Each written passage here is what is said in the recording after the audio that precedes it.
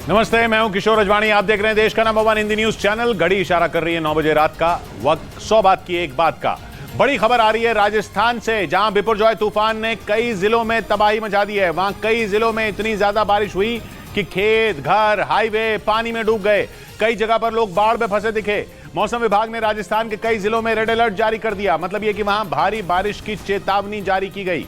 बिपरजॉय तूफान का सबसे ज्यादा असर राजस्थान के बाड़मेर, सिरोही, जालौर और पाली जिलों में हुआ। इन जिलों में बाढ़ जैसे हालात पिछले 3 दिन से बने हुए हैं। बाढ़ में फंसे लोगों के रेस्क्यू के लिए कई जगह सेना को भी लगा दिया गया है। 15 जून को बिपरजॉय तूफान गुजरात के तट से टकराया था। अब वो राजस्थान के कई जिलों में आफत बनकर बरस रहा है और वहां कई जिलों में इतनी तेज बारिश हुई कि कुछ लोगों की जान पर बनाई। इसी बारिश में राजसमंद जिले में कई जगहों पर रेस्क्यू ऑपरेशन चलाया गया। क्योंकि भारी बारिश के बाद सड़कों पर पानी का बहाव अचानक इतना तेज हो गया कि कई लोग इसकी चपेट में आ गए। इस बीच एक इलाके में मोटरसाइकिल पर सवार दंपति बहकर गोमती नदी में फंस गए। उस वक्त नदी में पानी का बहाव बेहद खतरनाक था। हालांकि उन दोनों ने किसी तरह एक पेड़ का सहारा लेकर खुद को संभाल लिया, लेकिन उनका ज्यादा देर तक वहां रुकना खतरे से खाली नहीं था, क्योंकि नदी में पानी का स्तर लगातार बढ़ रहा था, जिसकी वजह से उन पर बहने का खतरा मंडराने लगा। इसके तुरंत बाद एसपी की अगुवाई में पुलिस टीम वहां पहुंची और फिर जवानों ने अपनी जान पर खेलते हुए उनका रेस्क्यू किया। वो पानी के तेज बहाव के बीच रस्सी के सहारे उन तक पहुंचे और उन्हें साथ लेकर किनारे तक आए। लेकिन सिर्फ राजसमंद में नहीं, बिपरजॉय तूफान की वजह से हुई बारिश ने राजस्थान के पाली जिले में भी भारी तबाही मचाई। लगातार कई घंटों तक हुई बारिश ने पाली के कई इलाकों को डुबो दिया। और बिपरजॉय तूफान के बाद हुई भारी बारिश से सुकड़ी नदी में उफान आ गया, जिसका नतीजा ये हुआ कि नदी के किनारे बसे कई गांव इसकी चपेट में आ गए। पाली के रोहट इलाके से सामने आई तस्वीरों में एक गांव बाढ़ में डूबा दिखाई दिया। बारिश के बाद उफान आने से नदी का पानी इस गांव में घुस गया। अचानक पहुंची इस आफत को देखकर गांव वाले घबरा गए, क्योंकि इससे पहले कि वो कुछ समझ पाते, उससे पहले पूरे गांव में पानी का कब्जा हो चुका था। फिर तो उनके सामने तैर कर निकलने के अलावा कोई दूसरा रास्ता नहीं बचा, क्योंकि गांव में पानी का स्तर लगातार बढ़ता जा रहा था। ऐसे में गांव के कई लोगों ने तैर कर अपनी जान बचाई। वो निचले इलाके से किसी तरह निकलकर सुरक्षित जगहों पर पहुंचे। इस बीच तूफान की वजह से मौसम विभाग ने राजस्थान के कई जिलों में तेज बारिश का रेड अलर्ट जारी कर दिया। यानी वहां आने वाले दिनों में और भी ज्यादा बारिश हो सकती है। जबकि बीते 3 दिनों में राजस्थान के कई जिलों में हुई भीषण बारिश की वजह से पहले ही बाढ़ जैसे हालात बन गए और चारों तरफ पानी ही पानी नजर आने लगा। राजस्थान के सांचौर में सड़कें, खेत और घर पानी में डूबे दिखे। मौसम विभाग ने राजस्थान के टोंक, बूंदी और सवाई माधोपुर में भारी बारिश का रेड अलर्ट जारी किया, जबकि पाली, जयपुर, राजसमंद और चित्तौड़गढ़ में ऑरेंज अलर्ट जारी किया। मौसम विभाग ने राजस्थान के अजमेर, भीलवाड़ा, धौलपुर और झालावाड़ में बारिश का येलो अलर्ट जारी किया। बिपरजॉय की वजह से राजस्थान में मौसम विभाग ने पेड़ों के उखड़ने, कच्चे मकान गिरने और निचले इलाकों में जल भराव की चेतावनी पहले ही जारी कर दी थी। उधर बिपरजॉय तूफान का असर राजस्थान के सवाई माधोपुर और टोंक समेत कई जिलों में दिखा, जहां तेज हवाओं के साथ मूसलाधार बारिश ने हालात बिगाड़ दिए। बारिश की वजह से कई जगह जल भराव हो गया, जो लोगों की मुसीबत का सबब बन गया। क्योंकि भारी बारिश के बाद सड़कें तालाब बन गई। घर से निकलने वाले लोगों को मुश्किलों का सामना करना पड़ा। कहीं किसी की मोटरसाइकिल पानी के बीच खराब हो गई, तो कहीं घुटनों तक पानी से गुजरकर लोग अपनी मंजिल तक पहुंचे। इतना ही नहीं, दूध और रोज की जरूरी चीजें खरीदने निकले बच्चों और महिलाओं को भी पानी से होकर गुजरना पड़ा। तेज बारिश में कई दुकानें खुली तो, लेकिन खरीदार बाजार से नदारद दिखे। टोंक जिले के देवली पुलिस थाने में भी बारिश की वजह से पानी भर गया। यहाँ तक कि जहाँ पुलिस वालों के हथियार रखे जाते हैं, वहां भी पानी भर गया। हालांकि बारिश और जल भराव से लोगों की मुश्किलें बढ़ गईं। और सवाई माधोपुर के कई दूसरे इलाके भी तेज बारिश से बेहाल हो गए। कई रिहायशी इलाके पानी में डूब गए तो सड़कों पर भी कई फीट पानी भर गया, जिसकी वजह से लोगों की मुश्किलें कई गुना बढ़ गईं। क्योंकि गुजरात के बाद बिपरजॉय का कहर राजस्थान के सवाई माधोपुर समेत कई जिलों पर टूटा। सवाई माधोपुर में तेज बारिश की वजह से सड़कें पानी से लबालब भरी नजर आईं, जिसकी वजह से गाड़ियां सड़क पर रेंगती दिखी। बारिश है कि थमने का नाम यहाँ पर नहीं ले रही है। झमाझम बारिश यहाँ पर लगातार होती चली जा रही है। कई रिहायशी इलाकों में पानी घुस गया, जिसकी वजह से लोग घरों में कैद होने को मजबूर हो गए। और जो घर से काम के लिए निकले, वो भी घंटों की देरी से काम पर पहुंचे, क्योंकि पानी भरने की वजह से गाड़ियों की रफ्तार काफी कम हो गई और जगह जगह जाम लग गया। और राजस्थान के सांचौर में भी कुछ ऐसी ही तस्वीरें देखने को मिली। वहां तूफानी बारिश के बाद कई रिहायशी इलाके जलमग्न हो गए। बिपरजॉय तूफान की वजह से वहां मूसलाधार बारिश हुई, जिसकी वजह से पांचला और सुरावा बांध टूट गए। और बारिश के साथ साथ बांध का पानी भी रिहायशी इलाकों में घुस गया। इस दौरान शहर की कई सड़कें पानी से लबालब नजर आईं और बारिश का पानी मकानों और दुकानों में भी कई फीट तक भर गया। सब पानी में डूबा हुआ है, पूरा का पूरा डूबा हुआ। यानी बड़ा नुकसान हुआ होगा? भारी नुकसान है सर। हालात बिगड़ते देख जिला प्रशासन ने इमरजेंसी का ऐलान कर दिया और लोगों से पानी के भराव वाले इलाकों को खाली करने की अपील की। इस दौरान राजस्थान के श्रम मंत्री सुखराम बिश्नोई ने भी प्रभावित इलाकों का दौरा किया और खुद भी पानी में उतरकर हालात का जायजा लिया। इधर चक्रवाती तूफान की वजह से राजस्थान के जालौर जिले में भयानक बाढ़ आ गई। वहां की तस्वीर देखकर ऐसा लगा मानो सड़कों पर सैलाब आ गया हो। नदी का पानी तेज रफ्तार से हाईवे के ऊपर से बहने लगा, जिसमें भारी भरकम 11 ट्रक फंस गए। क्योंकि पानी की धार इतनी तेज थी कि लगा वो अपने साथ इन ट्रकों को नदी में बहा ले जाएगी। ट्रक ड्राइवर न तो आगे जा सकते थे, ना ही पीछे। डर की वजह से सभी ट्रक ड्राइवरों ने आगे नहीं बढ़ने और वहीं रुके रहने का फैसला लिया। बाढ़ में फंसे ये सभी truck Delhi Kandla national highway से गुजर रहे थे, लेकिन बामणी नदी का पानी तेज रफ्तार से बह रहा था। इसी दौरान ये ट्रक उसमें फंस गए। बाढ़ में फंसे ट्रकों के रेस्क्यू के लिए सेना को सूचना दी गई, जिसके बाद देवदूत बनकर वहां पहुंचे सेना के जवानों ने सभी को सुरक्षित निकाला। उधर राजस्थान के उदयपुर में बारिश ने ऐसा कहर ढाया कि कई सड़कें पानी में बह गईं। भारी बारिश की वजह से वहां कई हिस्सों में पानी भर गया। हालात ऐसे बन गए कि जान जोखिम में डालकर लोगों ने सड़कें पार की। लेकिन वहां के गोगुंदा इलाके से डराने वाला एक वीडियो सामने आया, जिसमें एक गाड़ी पानी के तेज बहाव के बीच सड़क पार करती दिखाई दी। गनीमत यह रही कि वो गाड़ी पानी के तेज बहाव के बीच से सुरक्षित निकल गई, नहीं तो वहां कोई हादसा भी हो सकता था। तेज बारिश की वजह से गोगुंदा में सड़कें पानी में बह गईं, जिससे लोगों की मुश्किलें ऐसी बढ़ी कि उनका सड़क पार करना भी मुश्किल हो गया।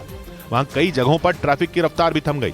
वहीं उदयपुर के साथ राजस्थान के अजमेर में भी चक्रवाती तूफान बिपरजॉय की वजह से हुई बारिश से सरकारी अस्पतालों का बुरा हाल हो गया।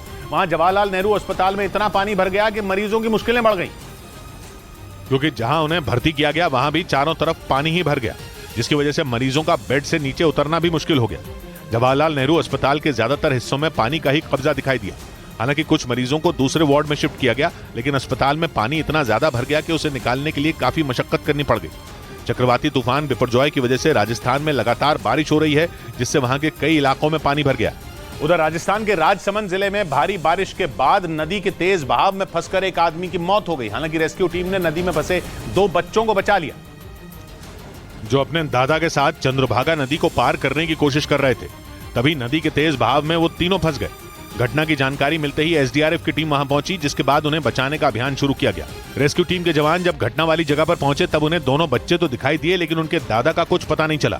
एक आगे है हालांकि थोड़ी ही देर में उन दोनों बच्चों को उफनती नदी से बचा लिया गया। इसके बाद उन्हें तुरंत अस्पताल में भर्ती कराया गया। इस घटना में उन बच्चों के दादा की नदी में डूबने से मौत हो गई। इस बीच हिमाचल प्रदेश के कांगड़ा में तेज बारिश की वजह से झील के पास फंसे 26 पर्यटकों का एनडीआरएफ की एक टीम ने रेस्क्यू किया। उन पर्यटकों के मुताबिक वहां तेज बारिश की वजह से अचानक झील का जलस्तर बढ़ गया, जिसकी वजह से वो सभी वहां फंस गए। बारिश इतनी तेज थी कि थोड़ी ही देर में करेरी झील का जलस्तर बढ़ गया और पानी की रफ्तार भी काफी तेज हो गई, जिसे देखकर सभी पर्यटक सहम गए और उन्होंने पुलिस को सूचना दी। पर्यटकों के फंसे होने की जानकारी मिलने के थोड़ी ही देर बाद एनडीआरएफ की टीम वहां पहुंच गई और उसने रेस्क्यू ऑपरेशन चलाया। झील के बीचों बीच पड़े पत्थरों पर एनडीआरएफ के जवान तैनात हो गए और फिर एक एक कर सभी पर्यटकों को वहां से निकाला गया। उधर जम्मू में भी बारिश की वजह से अलर्ट जारी कर दिया गया। जम्मू में सुबह से ही मूसलाधार बारिश शुरू हो गई, कई इलाकों में पानी भर गया। जम्मू कश्मीर के पुंछ में तेज बारिश की वजह से बाढ़ जैसे हालात बन गए और एक डंपर पानी के तेज बहाव के बीच फंस गया। इस दौरान ड्राइवर ने डंपर से नदी पार करने की कोशिश की, लेकिन पानी का बहाव इतना तेज था कि डंपर पलट गया, जिसे देखकर आसपास के लोग वहां पहुंचे और ड्राइवर को वक्त रहते नदी से बाहर निकाल लिया। वहीं तेज बहाव की वजह से नदी के दोनों तरफ लंबा जाम लग गया और लोगों को दिन में ही हेडलाइट जलानी पड़ी, जिसे देखते हुए प्रशासन ने लोगों से नदियों के किनारे न जाने की अपील की। भारी बारिश की वजह से जम्मू कश्मीर की तवी नदी पर भी बाढ़ का खतरा मंडराने लगा, जिसे देखते हुए प्रशासन ने लोगों को हिदायत दी कि जैसे ही पानी का बहाव बढ़ता दिखे लोग अपना घर छोड़ दें। इस बीच सिक्किम की राजधानी गंगटोक में थोड़े ही वक्त में अचानक इतनी बारिश हो गई कि लोगों के सिर पर बहुत बड़ी मुसीबत आ गई। भारी बारिश की वजह से वहां नदियां उफान पर आ गई, मकानों को जबरदस्त नुकसान पहुंचा। और सामने आई एक तस्वीर में तो जोरदार उफान मारता सैलाब टिन की एक झोपड़ी को निगलता हुआ कैमरे में रिकॉर्ड भी हो गया। जिन मकानों को सैलाब अपने साथ नहीं बहा सका उनका भी उसने ऐसा हाल कर दिया कि वो रहने लायक ही नहीं बचे। पिछले हफ्ते मानसून शुरू होने के बाद से ही सिक्किम में लगातार बारिश हो रही है और गंगटोक में भी बादल इतने बरसे कि नदियों के लिए पानी अपने अंदर समाना मुश्किल हो गया। नतीजा ये हुआ कि वो ओवरफ्लो होने लगी और पानी अपना दायरा तोड़कर बेतरतीब बहता दिखा। एक तस्वीर तो ऐसी देखने को मिली जिसमें धावा बोलते पानी के आगे सड़क ही टूटी नजर आई। लेकिन बिहार और उत्तर प्रदेश के कई इलाके आसमान से बरस रही आग से जूझ रहे हैं। यानी एक तरफ राजस्थान, जम्मू, हिमाचल प्रदेश बारिश और बाढ़ से लड़ रहे हैं, दूसरी तरफ बिहार में इतनी भयानक गर्मी पड़ने की खबर है कि लू लगने की वजह से बीते 3 दिन में वहां करीब 40 लोगों की मौत हो गई। हालांकि अभी कोई औपचारिक आंकड़ा सामने नहीं आया है, लेकिन मामला इतना गंभीर हो गया है कि आपदा प्रबंधन विभाग ने सभी जिलों में गर्मी से मरने वाले लोगों का आंकड़ा देने का आदेश दे दिया। बिहार में ऐसे हालात इसलिए हुए क्योंकि अभी 2 दिन पहले ही वहां कई जगहों पर पारा 45 डिग्री सेल्सियस पार कर गया, जिसकी वजह से बिहार में लगभग 40 लोगों ने दम तोड़ दिया। डॉक्टरों ने बताया कि लू लगने की वजह से लोगों के शरीर का तापमान 106 डिग्री फ़ारेनहाइट तक पहुंच रहा है। मैक्सिमम बॉडी टेम्परेचर फीवर का जो रहता है 106 डिग्री पे हम लोग बोलते हैं कि लास्ट है, लेकिन यहाँ 106 से स्टार्ट ही हो रही है। खबर है कि बिहार के भोजपुर जिले में तो लू ने एक ही परिवार के 2 लोगों की जान ले ली। बताया गया कि पहले परिवार में एक आदमी की मौत हुई, उसके अंतिम संस्कार के दौरान उसके 2 बेटों को भी लू लग गई, जिनमें एक की मौत हो गई, वहीं दूसरा भी अस्पताल में भर्ती है। इस बीच यूपी के बलिया में गर्मी के कहर से 50 से ज्यादा लोगों के इलाज के दौरान मौत की खबर मिली, जबकि 400 से ज्यादा मरीज अस्पताल में भर्ती हुए, जिसके बाद यूपी के सभी अस्पतालों में अलर्ट जारी कर दिया गया और लू और डायरिया जैसी बीमारियों को लेकर सतर्क रहने को कहा। वहीं बलिया में मौत के बाद यूपी के देवरिया और प्रतापगढ़ में भी कई मौतें हुई। बताया गया कि भीषण गर्मी से पीड़ित पिछले 3 दिन में 400 से ज्यादा मरीज भर्ती हुए, जबकि 54 लोगों की मौत हो गई। स्वास्थ्य विभाग के अधिकारी ने बताया कि ज्यादातर मरीजों में एक तरह के लक्षण देखे गए। ऐसे में मरीजों के सैंपल लेकर जांच के लिए भेज दिए गए। सबसे पहले हमें सीने में दर्द हुआ, उसके बाद बुखार हो गया और सांस फूलने लगी। बलिया में बिगड़े हालात देखते हुए स्वास्थ्य विभाग के अफसरों को वहां भेज दिया गया। इसके अलावा जिन गांवों में ज्यादा मौतें हुई वहां भी मेडिकल टीमें भेज दी गई। उधर इजरायल ने अपने कब्जे वाले वेस्ट बैंक में एक फिलिस्तीनी शरणार्थी कैंप पर फिर धावा बोल दिया, जिसमें फिलिस्तीन के 3 लोगों की मौत हो गई। इजरायल और फिलिस्तीन के बीच वेस्ट बैंक पर कब्जे के लिए बड़ा विवाद है और बीते कुछ वक्त से इजरायल के शहरों में फिलिस्तीनियों के हमले भी बढ़ रहे हैं, इसलिए इजरायल भी उनकी तलाश में बार बार वेस्ट बैंक में छापे मार रहा है। मगर बताया गया कि इस बार जब इजरायल की सेना वेस्ट बैंक में रेड मारने पहुंची तो फिलिस्तीन के लोगों ने भी हथियार उठा लिए। इसके बाद इतनी भयानक गोलीबारी शुरू हुई कि वेस्ट बैंक के चप्पे चप्पे में गोलियों की कान फाड़ती आवाज सुनाई देने लगी। एक तस्वीर ऐसी सामने आई जिसमें दूर इजरायल की फौज की कुछ गाड़ियां अपनी पोजीशन पर जाती दिखी, मगर तभी एक जबरदस्त धमाका हुआ और वो स्वाहा हो गई। इजरायल ने 1967 की जंग के बाद वेस्ट बैंक पर कब्जा कर लिया था, लेकिन वहां बड़ी तादाद में फिलिस्तीनी रहते हैं। यही वजह है कि वेस्ट बैंक में आए दिन इजरायल की सेना और फिलिस्तीनी भिड़ते रहते हैं। इस बीच इजरायल के कब्जे वाले वेस्ट बैंक में यहूदियों के लिए 4,500 नए घर बनाने के इजरायल सरकार के फैसले पर बवाल शुरू हो गया। तुर्की के विदेश मंत्रालय ने इजरायल सरकार के इस फैसले का विरोध किया और साफ शब्दों में कहा कि यह फैसला इजरायल और फिलिस्तीन के बीच तनाव बढ़ाएगा। तुर्की का मानना है कि इजरायल के इस फैसले से दोनों देशों में स्थायी शांति की संभावनाओं को नुकसान पहुंचेगा। तुर्की के विदेश मंत्रालय ने इजरायल पर अंतर्राष्ट्रीय कानूनों के उल्लंघन का आरोप लगा दिया। असल में हाल ही में इजरायल सरकार ने वेस्ट बैंक के 19 शहरों में 4,500 नए घर बनाने का फैसला लिया है, जहां यहूदियों को बसाया जाएगा। वेस्ट इलाके में यहूदियों की जनसंख्या बढ़ सके और वो ज्यादा मजबूत हो सके। इजरायल के कब्जे के बावजूद बड़ी तादाद में फिलिस्तीनी वेस्ट बैंक में रहते हैं, जबकि इजरायल लगातार वहां यहूदियों की जनसंख्या बढ़ाने में जुटा है। उधर इजरायल के कब्जे वाले वेस्ट बैंक में प्रदर्शनकारियों से बदसलूकी के आरोप में वहां की सीमा पुलिस के 2 अधिकारी सस्पेंड कर दिए गए। उनका एक वीडियो सोशल मीडिया पर वायरल हुआ था, जिसमें वो प्रदर्शनकारियों से मारपीट करते दिखे थे। बाद में इजरायल के रक्षा मंत्री ने इस मामले की जांच के आदेश दे दिए, क्योंकि जो वीडियो वायरल हुआ उसमें इजरायल की सीमा पुलिस के दोनों अधिकारी प्रदर्शनकारियों से हाथापाई करते नजर आए। इस दौरान वहां कई महिलाएं भी थी, लेकिन उन दोनों ने उन पर भी मुक्के बरसाए।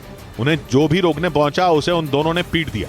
इससे पहले इजरायल के कब्जे वाले वेस्ट बैंक में जुटे कई लोगों ने अपनी सुरक्षा की मांग करते हुए प्रदर्शन किया। उनके मुताबिक वहां इजरायल की सेना के न होने से हमेशा फिलिस्तीन की तरफ से हमले का खतरा मंडराता रहता है। इसी वजह से उन्होंने वहां सेना की स्थायी चौकी बनाने की मांग की। इस बीच पश्चिमी मीडिया ने दावा किया कि ईरान ने इजरायल के दुश्मनों के साथ मिलकर इजरायल पर हमले का प्लान बनाया ताकि इजरायल को घेर कर मारा जा सके।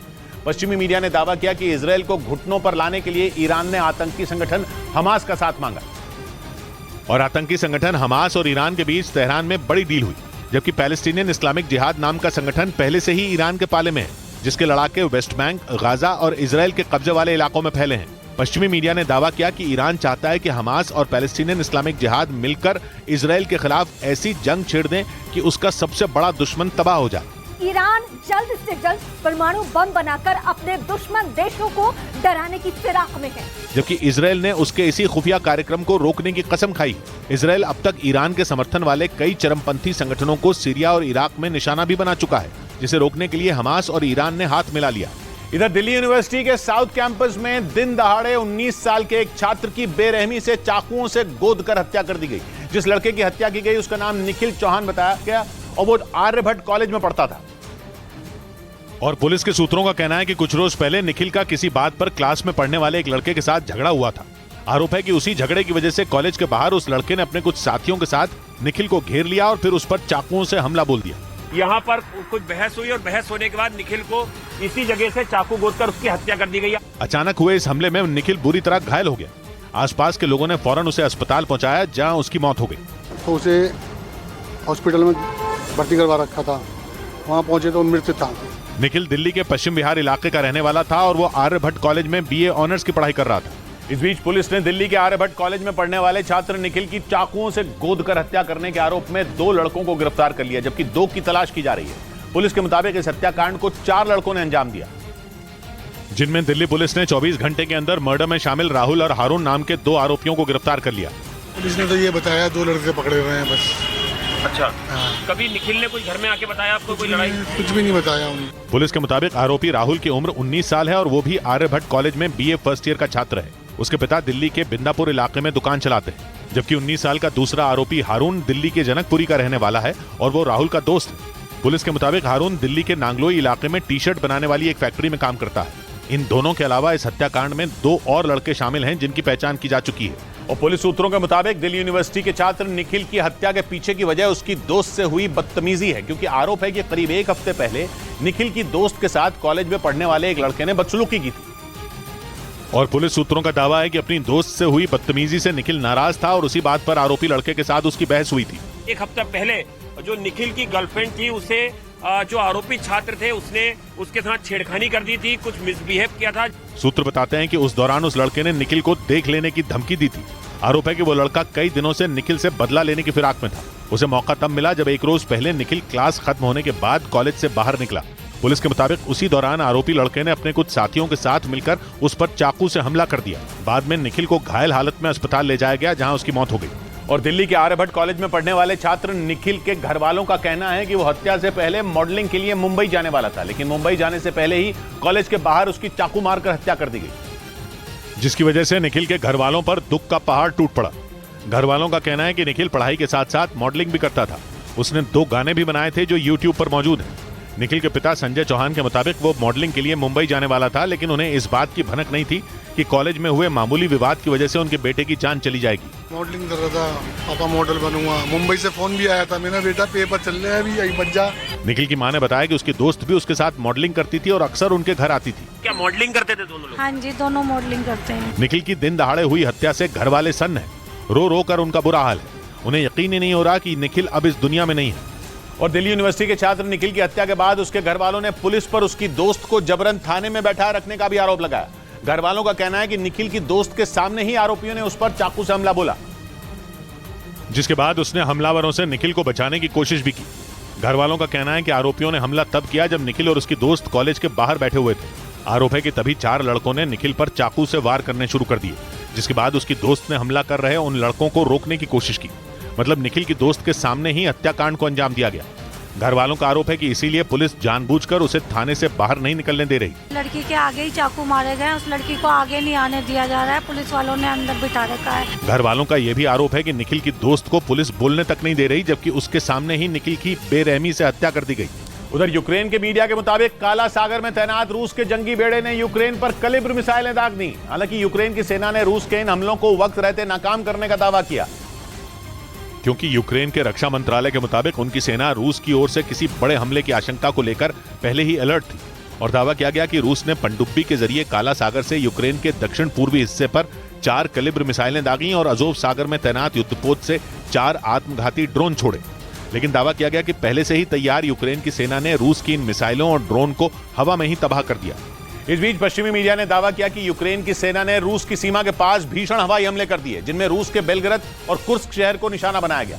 बेलग्रद के गवर्नर ने भी यूक्रेन की तरफ से किए गए इन हमलों की पुष्टि की और यूक्रेन की सेना पर रूस के आबादी वाले इलाकों को टारगेट करने का आरोप लगाया। बेलग्रद के गवर्नर ने बताया कि इन हमलों में एक बच्चे समेत 7 लोग जख्मी हो गए, जबकि कई इमारतों को भी भारी नुकसान पहुंचा। असल में रूस के बेलग्रद और कुर्स्क शहर यूक्रेन की सीमा के बिल्कुल नजदीक है और यूक्रेन में लड़ रहे रूस के सैनिकों को हथियारों और खाने पीने की चीजों की ज्यादातर सप्लाई भी यहीं से होती है। दावा किया गया कि इसीलिए यूक्रेन की सेना रूस के इन इलाकों पर अक्सर बम बरसाती है ताकि रूस की सप्लाई चेन तोड़ी जा सके। उधर पश्चिमी मीडिया ने दावा किया कि यूक्रेन की सेना ने जापोरिजिया में रूस के कब्जे वाले कई गांवों को आजाद करवा लिया। जापोरिजिया यूक्रेन का वही हिस्सा है जिस पर पूरी तरह कब्जे के लिए पुतिन की फौज जंग की शुरुआत से ही लड़ रही है। लेकिन पश्चिमी मीडिया के मुताबिक यूक्रेन ने जापोरिजिया के कई गांव रूसी सेना से छीन लिए। सोशल मीडिया पर इससे जुड़ा एक वीडियो भी वायरल हुआ जिसमें दावा किया गया कि यूक्रेन के सैनिकों ने जापोरिजिया के एक और गांव को आजाद करवाने के बाद वहां झंडा फहराया। हालांकि जापोरिजिया पर पूरी तरह कब्जे के लिए रूसी सेना लंबे वक्त से लड़ रही है। इतना ही नहीं, रूस जापोरिजिया में जनमत संग्रह कराकर पहले ही इसे अपना घोषित कर चुका है। लेकिन दावा किया गया कि यूक्रेन की सेना यहां लगातार रूसी फौज से मुकाबला कर बढ़त हासिल कर रही है। इस बीच पश्चिमी मीडिया ने दावा किया कि यूक्रेन जंग में रूस की सेना के पास टैंकों और हथियारों की भारी कमी हो गई, क्योंकि उसके ज्यादातर टैंकों और हथियारों को यूक्रेन की सेना ने तबाह कर दिया। जिसके बाद टैंकों और हथियारों की कमी को दूर करने के लिए रूस ने उत्पादन करीब 2.5 गुना तक बढ़ा दिया, ताकि रूस की सेना को हथियारों की कमी ना हो। कुछ दिन पहले रूस के राष्ट्रपति पुतिन ने भी ये माना था कि उनके पास सटीक हमला करने वाले हथियार और आधुनिक टैंकों की कमी है। हथियारों की कमी को दूर करने के लिए रूस में हथियारों का उत्पादन बढ़ाया गया। पश्चिमी मीडिया ने दावा किया कि हथियारों की कमी की वजह से रूसी सेना अब यूक्रेन पर उतने भीषण हमले नहीं कर पा रही। कुछ इलाकों में तो रूस की सेना को पीछे भी हटना पड़ा। ऐसे में अगर जल्द से जल्द रूस की सेना तक हथियार नहीं पहुंचे तो रूस के कब्जे से जापोरिजिया, लुहांस्क, डोनेस्क और खैरसोन भी निकल सकते हैं।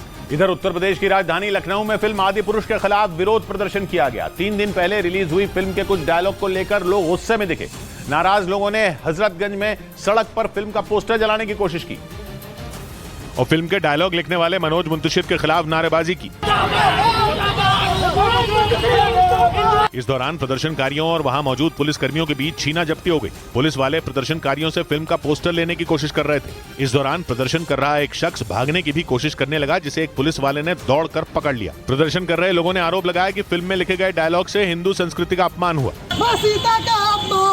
हिंदुओं का अपमान नहीं सहेगा हिंदुस्तान। काफी हंगामे के बाद सभी प्रदर्शनकारियों को हिरासत में लिया गया। हालांकि फिल्म के डायलॉग लिखने वाले लेखक मनोज मुंतशिर ने ट्वीट कर जानकारी दी कि लोगों की आपत्ति के बाद 5 डायलॉग बदले जाएंगे।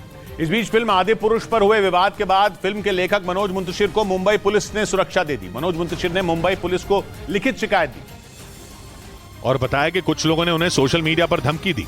उन्होंने लिखित शिकायत में अपनी जान को खतरा बताते हुए मुंबई पुलिस से सुरक्षा मांगी, जिस पर फैसला लेते हुए मुंबई पुलिस ने उनकी सुरक्षा के लिए एक कांस्टेबल तैनात कर दिया और मामले की जांच में जुट गई। फिल्म आदिपुरुष की रिलीज के बाद से ही इसके खिलाफ प्रदर्शन शुरू हो गए और फिल्म को बैन करने की मांग की गई, जिस पर मनोज मुंतशिर ने कई बार अपनी तरफ से सफाई पेश की और भरोसा दिया कि फिल्म के डायलॉग बदले जाएंगे। उधर फिल्म आदिपुरुष पर मचे बवाल के बीच मुंबई में एक थिएटर के अंदर जमकर हंगामा हुआ।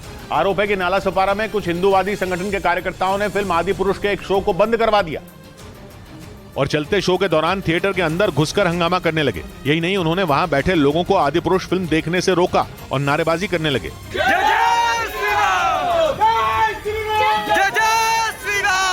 थिएटर के कर्मचारियों ने जब हंगामा करने वालों को रोका तो उन्होंने उनसे बहस भी की और सिनेमा घर में चलती हुई फिल्म को बंद करवा दिया। हम अपने देवी देवताओं का अपमान बर्दाश्त नहीं करेंगे। इन लोगों ने नाला सोपारा के थिएटर के अंदर ही नहीं, बाहर भी बवाल किया। उन्होंने फिल्म में दिखाए जाने वाले भगवान राम, हनुमान, सीता और रावण के किरदारों पर आपत्ति जताई। आदिपुरुष फिल्म के रिलीज होने के बाद से ही कुछ हिंदूवादी संगठन इसके खिलाफ विरोध प्रदर्शन कर रहे हैं। नाला सोपारा में भी कुछ हिंदूवादी संगठन के कार्यकर्ताओं ने ही बवाल किया। और फिल्म आदिपुरुष के विरोध की ऐसी ही एक तस्वीर उत्तर प्रदेश के वाराणसी से भी सामने आई। वहां भी एक हिंदू संगठन से जुड़े कुछ कार्यकर्ता इस फिल्म के विरोध में सड़कों पर उतर आए और इस दौरान उन लोगों ने एक फिल्म थिएटर को निशाना बनाया और उसके बाहर लगे फिल्म आदिपुरुष के बैनर फाड़ दिए। गुस्साए लोगों ने इस फिल्म को मान्यता देने वाले सेंसर बोर्ड के खिलाफ भी नारेबाजी की। भड़के हुए लोगों ने आदिपुरुष के निर्माताओं पर भगवान राम की छवि को धूमिल करने का आरोप लगाया और मुख्यमंत्री योगी आदित्यनाथ से इस फिल्म पर बैन लगाने की मांग की। सिनेमा घरों में इसके प्रदर्शन पर रोक लगे और इसको बनाने वाले जो फिल्मकार हैं उन पर कार्रवाई हो। इतना ही नहीं, फिल्म के विरोध में वहां पर्चे भी बांटे गए और लोगों से आदिपुरुष फिल्म का बहिष्कार करने की अपील की गई। इधर जम्मू में भी फिल्म आदिपुरुष को बैन करने की मांग पर प्रदर्शन किया गया। फिल्म के विरोध में बजरंग दल के कार्यकर्ता सड़क पर उतर आए और गुस्साए बजरंग दल के कार्यकर्ताओं ने फिल्म आदिपुरुष को बैन करने की मांग की। बजरंग दल के कार्यकर्ताओं ने फिल्म को हिंदू आस्था के साथ खिलवाड़ बताया, जिसकी वजह से वो फिल्म के विरोध में सड़क पर उतरे और जमकर प्रदर्शन किया। प्रदर्शनकारियों ने फिल्म को मान्यता देने वाले सेंसर बोर्ड और फिल्म के निर्माताओं के खिलाफ जमकर नारेबाजी की और उनका पुतला भी फूंका। जो संवाद दिखाए गए वो कहीं न कहीं हिंदू आस्था के ऊपर जो है वो ठेस पहुंचाते हैं। बजरंग दल के कार्यकर्ताओं ने लोगों से फिल्म न देखने की अपील की और चेतावनी दी कि अगर जरूरत पड़ी तो फिल्म के निर्माताओं के खिलाफ कानूनी कार्रवाई की जाएगी। उधर चीन से तनाव के बीच ताइवान ने एक बार फिर चीन के लड़ाकू विमानों और जंगी जहाजों को खदेड़ने का दावा किया। ताइवान के रक्षा मंत्रालय ने बताया कि समंदर में पेट्रोलिंग के दौरान चीन की सेना ताइवान की सरहद के बेहद करीब पहुंच गई, जिसके बाद ताइवान की सेना फौरन एक्शन में आ गई। ताइवान के रक्षा मंत्रालय के मुताबिक चीन के 9 लड़ाकू विमान और 8 युद्धपोत अचानक उनकी सीमा के करीब पहुंच गए, जिसके बाद ताइवान ने उन पर नजर रखने के लिए अपने लड़ाकू विमानों और जंगी जहाजों को भेज दिया और इसके साथ ही जमीन पर मिसाइलें भी तैनात कर दी। लेकिन दावा किया गया कि ताइवान के आक्रामक रवैये को देखकर चीन की सेना पीछे हट गई। ताइवान के रक्षा मंत्रालय ने बताया कि चीन पिछले 1 महीने में करीब 200 लड़ाकू विमान और 90 से ज्यादा युद्धपोत ताइवानी सरहद के आसपास भेज चुका है, लेकिन दावा किया गया कि ताइवान की सेना ने उन्हें हर बार वहां से खदेड़ दिया।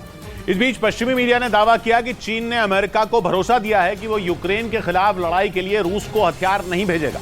हालांकि चीन पर चोरी छिपे रूस को हथियारों की सप्लाई करने के आरोप लगते आए, लेकिन चीन हमेशा उन आरोपों को झूठा बताकर खारिज कर देता है। पश्चिमी मीडिया के मुताबिक चीन के दौरे पर पहुंचे अमेरिका के विदेश मंत्री एंटनी ब्लिंकन ने चीन के इस रवैये पर चिंता जताई, जिसके बाद चीन के विदेश मंत्री ने एक बार फिर भरोसा दिया कि उनका देश रूस को हथियारों की सप्लाई नहीं करेगा।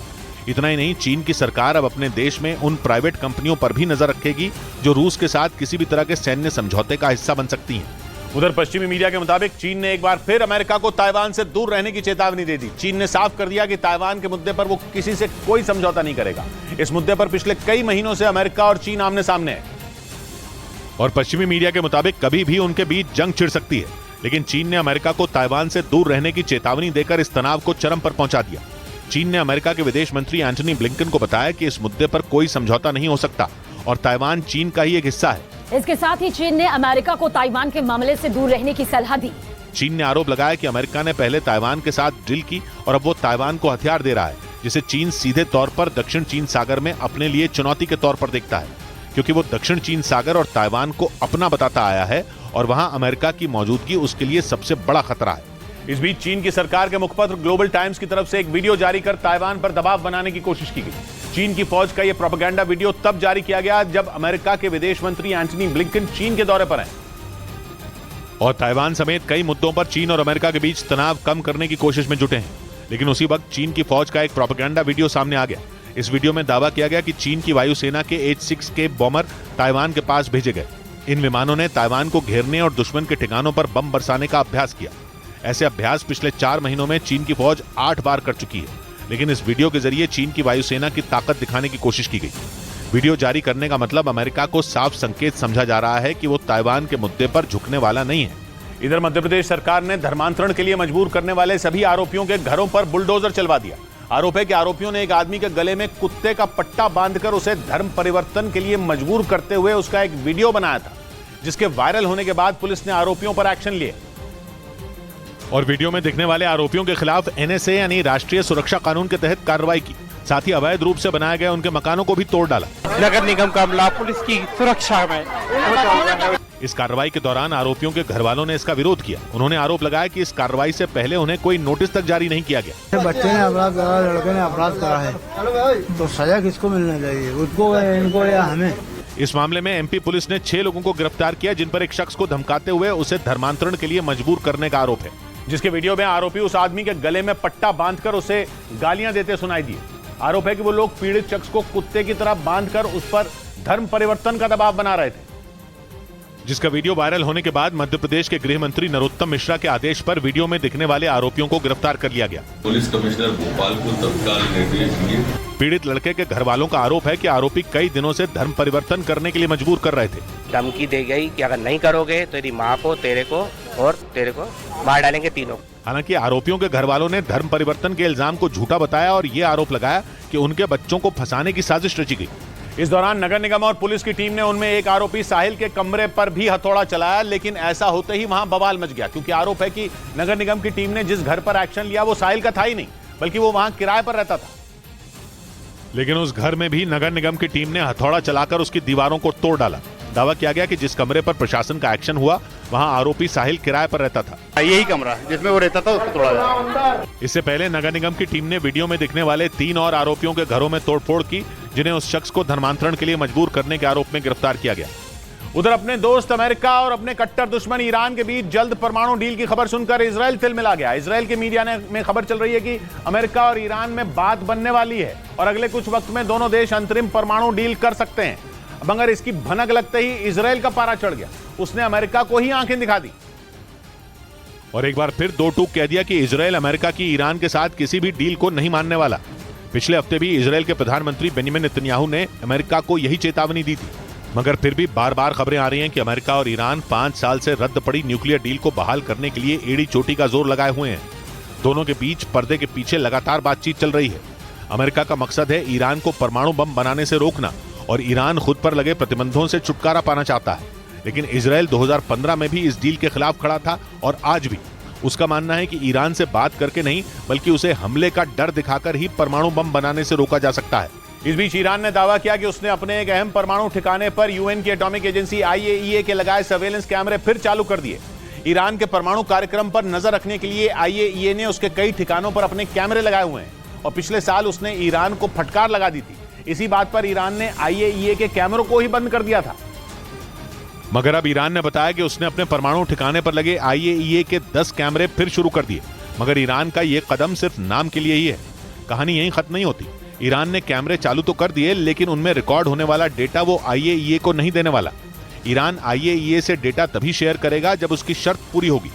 ईरान का आरोप है कि IAEA अमेरिका और उसके साथी देशों के दबाव में ईरान के खिलाफ जांच कर रहा है, जबकि वो परमाणु बम बना ही नहीं रहा।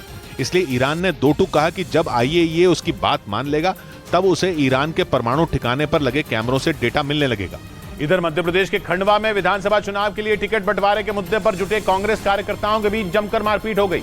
हैरानी की बात यह रही कि पार्टी के प्रदेश प्रभारी संजय दत्त के सामने ही हंगामा हुआ और उन्हीं के सामने कांग्रेस के कई कार्यकर्ता आपस में उलझ गए। तीखी बहस के दौरान उनके बीच बात इतनी बिगड़ गई कि देखते ही देखते वहां लात घूंसे चलने लगे।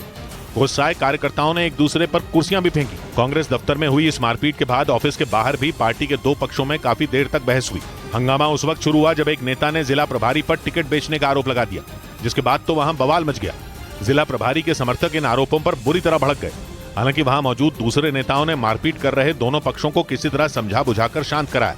उधर 2024 के चुनाव में बजरंग बली की एंट्री से खड़े हुए सियासी विवाद को हवा मिल गई, क्योंकि यूपी के आगरा में राहुल गांधी के जन्मदिन पर बजरंग बली के वेशभूषा में आए शख्स ने केक काटा। वहां कांग्रेस कार्यकर्ताओं ने राहुल के जन्मदिन का जश्न मनाने के साथ प्रधानमंत्री पद के लिए राहुल की दावेदारी भी पेश कर दी, जिसके लिए वो पूरी तैयारी से आए। केक पर राहुल की प्रधानमंत्री पद की दावेदारी दिखाने के लिए साफ शब्दों में संदेश लिखा गया। यही नहीं, केक किसी आम कार्यकर्ता ने नहीं बल्कि बजरंग बली की वेशभूषा में तैयार एक शख्स ने काटा। कांग्रेस कार्यकर्ताओं ने जोश में आकर राहुल के प्रधानमंत्री बनने की भविष्यवाणी भी कर डाली। अगली बार हनुमान जी की कृपा से जब हम जन्मदिन मनाएंगे तो देश के प्रधानमंत्री माननीय राहुल गांधी होंगे।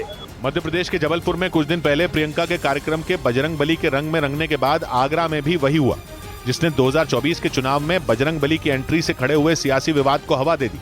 इस बीच यूपी के गोरखपुर की गीता प्रेस को गांधी शांति पुरस्कार देने के ऐलान पर सियासी बखेड़ा खड़ा हो गया, क्योंकि कांग्रेस नेता जयराम रमेश ने इस पर सवाल खड़े कर दिए। इस सम्मान के तहत गीता प्रेस को 1 करोड़ की इनाम राशि भी मिलने वाली थी, लेकिन गीता प्रेस मैनेजमेंट ने यह राशि लेने से इनकार कर दिया। गीता प्रेस दुनिया के सबसे बड़े प्रकाशकों में एक है, जिसने 14 भाषाओं में 41 करोड़ से ज्यादा किताबों का प्रकाशन किया है। लेकिन जैसे ही गोरखपुर की गीता प्रेस को गांधी शांति पुरस्कार देने का ऐलान किया गया, कांग्रेस नेता जयराम रमेश ने इस पर उंगली उठा दी। उन्होंने विरोध करते हुए लंबा चौड़ा ट्वीट किया और गीता प्रेस को मिले सम्मान को गोडसे और सावरकर का सम्मान बता दिया, जिसके बाद बीजेपी भड़क गई। क्या कांग्रेस पार्टी देश के सारे आध्यात्मिक प्रतीकों के खिलाफ सवाल उठाएगी? 14 भाषाओं में 41 करोड़ से ज्यादा किताबों का प्रकाशन करने वाली गीता प्रेस ने 16 करोड़ से ज्यादा श्रीमद् भगवत गीता की किताबों का प्रकाशन किया है। और जैसे ही उसे सम्मान का ऐलान किया गया, प्रधानमंत्री, गृह मंत्री और संत समाज ने दिल खोलकर इस फैसले का स्वागत किया। और ब्रेकिंग न्यूज आ रही है गीता प्रेस मामले पर। कांग्रेस सूत्रों से मिल रही खबरों के मुताबिक पार्टी अध्यक्ष मल्लिकार्जुन खड़गे से कांग्रेस के ही नेताओं ने जयराम रमेश की शिकायत की है। खबर है कि कांग्रेस के कई नेता जयराम रमेश के बयान से नाराज हैं। माना जा रहा है कि कांग्रेस पार्टी भी जयराम रमेश के बयान के बाद असमंजस में है और इसीलिए अब तक ये तय नहीं कर पाई है कि पार्टी का आधिकारिक बयान इस मामले में क्या होगा। अरुण सिंह हमारे साथ जुड़ रहे हैं। अरुण, तो अब क्या ये जो जयराम रमेश ने दिया वो भी निजी बयान माना जाएगा? वो तो आधिकारिक तौर पर बयान देते हैं ना कांग्रेस के। देखिए, मुश्किल पार्टी के सामने यही है कि वो मीडिया डिपार्टमेंट के हेड है और उनकी बात को खारिज कर पाना मीडिया डिपार्टमेंट के लिए मुश्किल हो रही है, प्रवक्ताओं के लिए। इसीलिए मामला खड़गे की कोर्ट में गया है। पार्टी कई सीनियर नेताओं का कहना है कि लोकसभा चुनाव सामने है, कई राज्यों के विधानसभा चुनाव सामने है और कांग्रेस बीजेपी पर आरोप लगाती है कि तुम ध्रुवीकरण कर रहे हो, लेकिन खुद पार्टी गीता प्रेस जो खास तौर से हिंदू धार्मिक ग्रंथों को छापता है, उसको अगर विवादों में घसीटते हैं तो जब चुनाव में हम जाते हैं तो कार्यकर्ता और आम जनता सवाल पूछती है, असहज करने वाले सवाल पूछती है कि आप हिंदुओं के हित के खिलाफ क्यों हैं। और इसी बात को लेकर के खड़गे के पास कांग्रेस के कई सीनियर नेताओं ने शिकायत की है। खड़गे इस पूरे मामले पर सबकी राय ले रहे हैं और कल तक पार्टी इस पर अपना रुख स्पष्ट करेगी। आज पार्टी की आधिकारिक प्रेस कॉन्फ्रेंस में पार्टी प्रवक्ता को जवाब नहीं सूझ रहा था और यही मुश्किल है, पार्टी के सामने असमंजस है जिस पर खड़गे फैसला लेंगे। जयराम रमेश के बयान पर जो पार्टी के अंदर नाराजगी है। शुक्रिया अरुण आपका। वहीं शेयर बाजार में कारोबारी हफ्ते की शुरुआत अच्छी नहीं रही और दिन भर बिकवाली का माहौल बना रहा। सेंसेक्स और निफ्टी दोनों ही लाल निशान पर बंद हुए और बाजार बंद होने के वक्त बॉम्बे स्टॉक एक्सचेंज का सेंसेक्स 216 अंक गिरकर 63,168 पर पहुंच गया, जबकि नेशनल स्टॉक एक्सचेंज का निफ्टी 70 अंक गिरकर 18,755 पर बंद हुआ। ज्यादातर विदेशी बाजार भी पूरा दिन दबाव में कारोबार करते रहे। सबसे ज्यादा गिरावट FMCG, consumer durables, capital goods और ऑटो शेयरों में दर्ज की गई। उधर यूरोप के देश ग्रीस में हुए नाव हादसे से जुड़ा एक सनसनीखेज दावा किया गया। आरोप है कि वहां जो नाव डूबी उसमें पाकिस्तान के लोगों को जानबूझकर सबसे नीचे बैठाया गया था। शुक्रवार को हुए इस हादसे में अब तक करीब 500 लोगों के लापता होने की खबर है और यह आशंका जताई गई कि जान गंवाने वाले लोगों में सबसे ज्यादा लोग पाकिस्तान से थे। आरोप है कि नाव के निचले हिस्से में पाकिस्तान के लोगों को ठूस ठूस कर भरा गया था। यही वजह रही कि वो हादसे के वक्त अपनी जान बचाने में नाकाम रहे। बताया गया कि वहां देश की हैसियत के हिसाब से लोगों को नाव पर बैठने की जगह दी गई और इसी वजह से पाकिस्तान के करीब 400 लोगों को जबरन नाव के निचले हिस्से में बैठने को मजबूर किया गया। हालांकि पाकिस्तान के प्रधानमंत्री शहबाज शरीफ ने आरोप लगाया कि हादसे में जान गंवाने वाले पाकिस्तान के लोग मानव तस्करी का शिकार हुए, जिन्हें इंसाफ दिलाने के लिए वो हर मुमकिन कदम उठाएंगे। इस बीच पाकिस्तान के मीडिया ने दावा किया कि कथित आतंकी संगठन टीएलपी यानी तहरीके लब्बैक के आगे वहां की सरकार घुटनों पर आ गई और शहबाज सरकार ने टीएलपी की 12 मांगों पर समझौता कर लिया, जिसमें टीएलपी यानी तहरीके लब्बैक की एक मांग थी कि ईश निंदा के आरोपियों पर आतंकवाद विरोधी कानून के तहत मुकदमा चलाया जाए, जिसे पाकिस्तान की सरकार ने मंजूरी दे दी। पाकिस्तान में इस्लाम के खिलाफ बोलने पर आरोपी को कड़ी सजा मिलती है और यही वहां का ईश निंदा कानून है। वहीं अपनी मांगे पूरी होने के बाद कथित आतंकी संगठन टीएलपी ने पाकिस्तान बचाओ मार्च बंद कर दिया। कुछ दिन पहले टीएलपी ने सरकार के खिलाफ पाकिस्तान बचाओ मार्च शुरू किया था। पिछले कई दिनों से चल रहे इस मार्च में उमड़ रही भारी भीड़ को देखते हुए पाकिस्तानी फौज को ये डर सताने लगा था कि कहीं हिंसा की आग फिर न भड़क जाए, इसलिए पाकिस्तान सरकार ने टीएलपी के साथ समझौता कर लिया। इधर पाकिस्तान ने कबूल किया कि वो भारत के सामने कहीं नहीं ठहरता और भारत से उसका मुकाबला मुमकिन ही नहीं है। अमेरिकी मैगजीन न्यूज़वीक को दिए एक इंटरव्यू में पाकिस्तान के रक्षा मंत्री ने माना कि भारत की अर्थव्यवस्था बेहद मजबूत है और पाकिस्तान भारत के सामने कहीं नहीं ठहरता। खबर के मुताबिक पाकिस्तान के रक्षा मंत्री ख्वाजा आसिफ ने माना कि भारत एक बहुत बड़ा बाजार है और इसी वजह से दुनिया के सभी बड़ी अर्थव्यवस्था वाले देश अलग अलग क्षेत्र में भारत के साथ साझेदारी करना चाहते हैं, जबकि पाकिस्तान की अर्थव्यवस्था को उन्होंने भारत के मुकाबले कमजोर माना। पाकिस्तान के रक्षा मंत्री ख्वाजा आसिफ का यह बयान प्रधानमंत्री नरेंद्र मोदी के अमेरिका दौरे पर रवाना होने से एक दिन पहले आया, जहां भारत और अमेरिका के बीच स्वास्थ्य, तकनीक, शिक्षा और रक्षा समेत कई क्षेत्रों पर चर्चा होनी है। उधर रूस ने पाकिस्तान के झूठ की पोल खोलते हुए उसे फिर एक बार शर्मसार कर दिया। पाकिस्तान का दावा था कि रूस ने उससे भी भारत की तरह ही कम दाम पर कच्चा तेल बेचने की डील की, लेकिन रूस के पेट्रोलियम मंत्री ने ऐलान किया कि इस सौदे में पाकिस्तान को कोई विशेष छूट नहीं दी गई, जिससे एक बार फिर पाकिस्तान की बेइज्जती हो गई, क्योंकि कुछ दिन पहले ही उसके पेट्रोलियम मंत्री ने सीना ठोककर रूस से मजबूत रिश्तों का दावा किया था और इन्हीं रिश्तों के दम पर उन्होंने पाकिस्तान को कम दाम में तेल मिलने की बात कही थी। लेकिन रूस ने पाकिस्तान के उस झूठ का पर्दाफाश कर दिया। रूस के पेट्रोलियम मंत्री ने यह भी बताया कि पाकिस्तान के गिड़गिड़ाने पर उसे इस कच्चे तेल का भुगतान चीनी मुद्रा में करने की रियायत दी गई, लेकिन रूस ने पाकिस्तान को उस कीमत पर तेल देने से साफ इनकार कर दिया जिस कीमत पर उसने भारत से डील की। इधर छत्तीसगढ़ के कोरबा में एक इमारत में आग लगने से हड़कंप मच गया। हादसे के वक्त उस इमारत में 3 लोग मौजूद थे, जिन्हें काफी मुश्किल से बाहर निकाला गया, क्योंकि आग इतनी भीषण थी कि तीसरी मंजिल तक उसकी लपटें उठती दिखी, जिसके बाद पूरे इलाके में काले धुएं का गुबार छा गया। हालांकि सूचना मिलने पर दमकल विभाग की एक टीम वहां पहुंची और आग बुझाने का काम शुरू किया। वहीं सीढ़ी के जरिए उस इमारत की तीसरी मंजिल पर फंसे लोगों को बाहर निकाला गया। घायल अवस्था में 3 लोग निकले हैं और बाकी जो निकाला गया था वो सेफ एंड साउंड है। घायलों को अस्पताल में भर्ती कराया गया। आग इतनी भीषण थी कि उस पर काबू पाने में दमकल विभाग के लोगों के पसीने छूट गए। हालांकि काफी देर तक चली मशक्कत के बाद आखिरकार उसे बुझा लिया गया। इस बीच पीएससी घोटाले पर छत्तीसगढ़ में सीएम के घर के सामने बीजेपी के छात्र संगठन ने प्रदर्शन किया। इस दौरान भारी संख्या में बीजेपी के कार्यकर्ता सीएम भूपेश बघेल के घर के बाहर पहुंचे और छत्तीसगढ़ सरकार के विरोध में जमकर नारेबाजी की। प्रदर्शन के दौरान भारतीय जनता युवा मोर्चा के राष्ट्रीय अध्यक्ष तेजस्वी सूर्या भी मौजूद रहे, जिन्होंने हजारों नेताओं और कार्यकर्ताओं के साथ बैरिकेड तोड़कर सीएम हाउस का घेराव किया। इस दौरान पुलिस और कार्यकर्ताओं के बीच भिड़ंत हो गई। पुलिस ने कार्यकर्ताओं को पीछे हटाने की कोशिश की, लेकिन वो नहीं माने और सीएम हाउस की तरफ आगे बढ़ गए। इस प्रदर्शन में छत्तीसगढ़ बीजेपी के कई बड़े नेता भी मौजूद थे। बीजेपी ने आरोप लगाया कि पिछले महीने पीएससी 2021 की परीक्षा के अंतिम परिणाम जारी किए गए थे, जिसकी मेरिट लिस्ट में आयोग के अध्यक्ष के बेटे का नाम बिना उपनाम के शामिल था, जिसे लेकर विवाद खड़ा हो गया। उधर उत्तर प्रदेश के वाराणसी में एक कार ने सड़क किनारे सब्जी बेचने वाली 2 लड़कियों को रौंद डाला। आरोप है कि कार सवार ने शराब पी रखी थी, जिससे यह हादसा हो गया। हालांकि वहां मौजूद लोगों ने उस कार सवार को पकड़ लिया और उस कार में आग लगा दी, जिसके बाद देखते ही देखते पूरी कार जलकर राख हो गई। बताया गया कि वाराणसी के सारनाथ इलाके में 2 लड़कियां सड़क किनारे सब्जी बेच रही थीं, तभी उस तेज रफ्तार कार ने दोनों को रौंद दिया।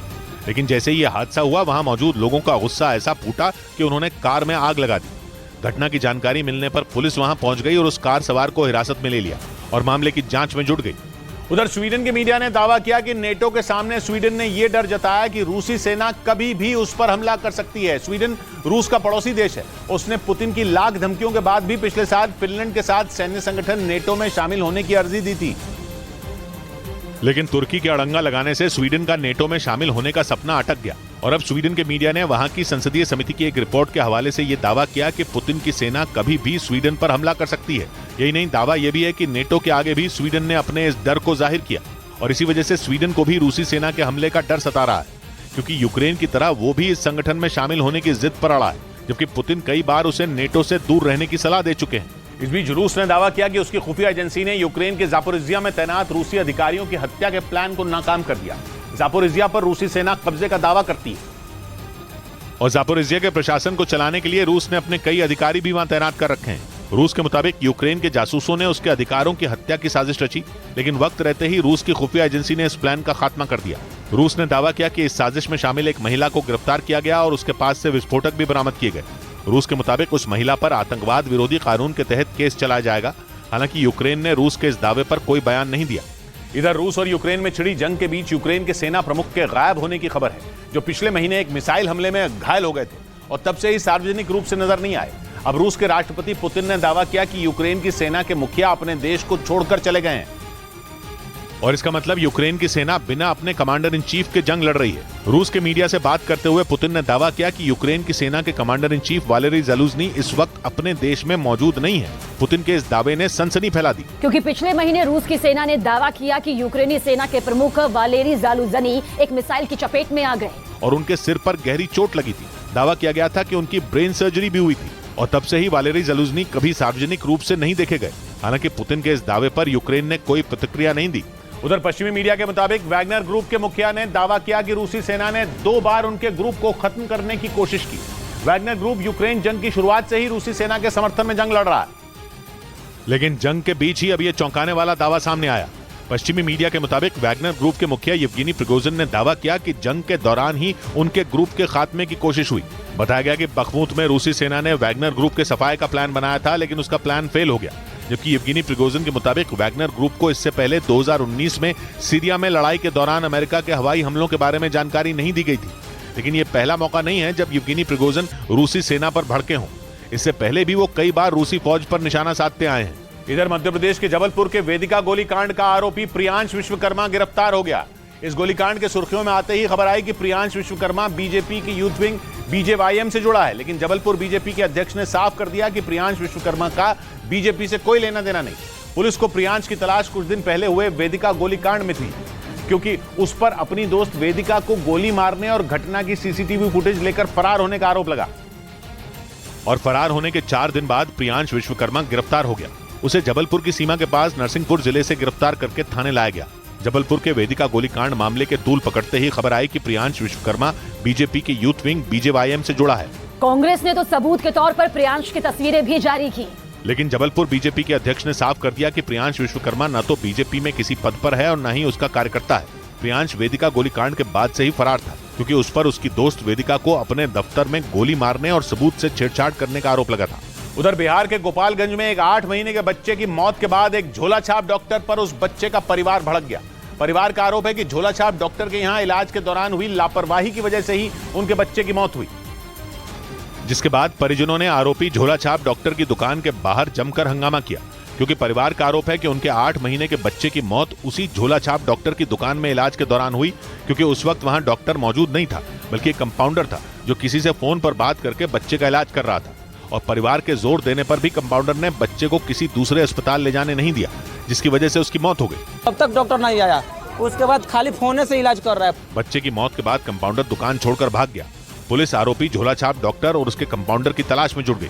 हमको सूचना दिया गया था कि यहाँ डॉक्टर की लापरवाही से बच्चे को डेथ हो गया है। बच्चे की मौत के बाद परिवार का रो रो कर बुरा हाल है। इस बीच उत्तर प्रदेश के लखीमपुर खीरी से रोंगटे खड़े कर देने वाला एक वीडियो सामने आया, जिसमें एक तेज रफ्तार कार बीच सड़क बेकाबू हो गई और उसने वहां से गुजर रहे एक बुजुर्ग को जोरदार टक्कर मार दी। इस घटना का एक वीडियो भी सामने आया, जिसमें एक बुजुर्ग साइकिल पर सवार होकर सड़क से गुजरते दिखाई दिए। तभी पीछे से आ रही एक तेज रफ्तार कार ने उनको टक्कर मार दी। इसके बाद जो हुआ, ब्रेक के बाद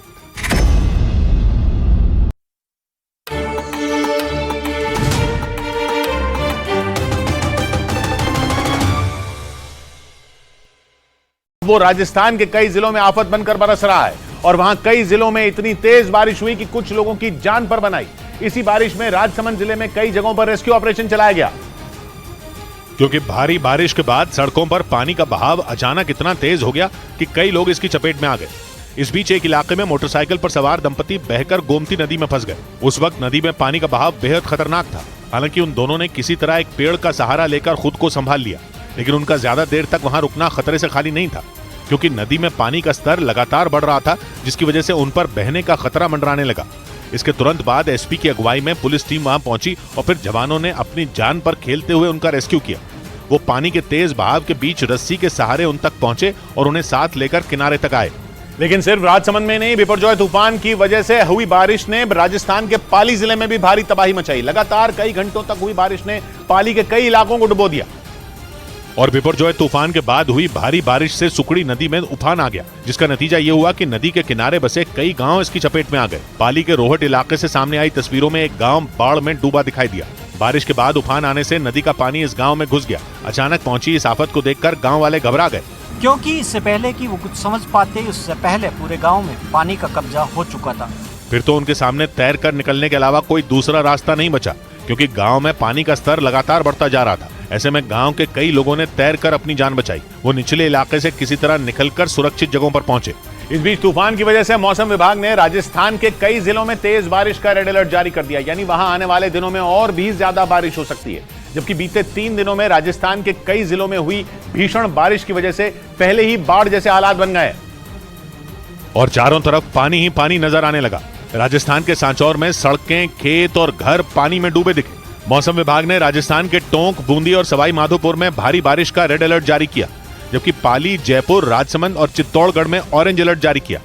मौसम विभाग ने राजस्थान के अजमेर, भीलवाड़ा, धौलपुर और झालावाड़ में बारिश का येलो अलर्ट जारी किया।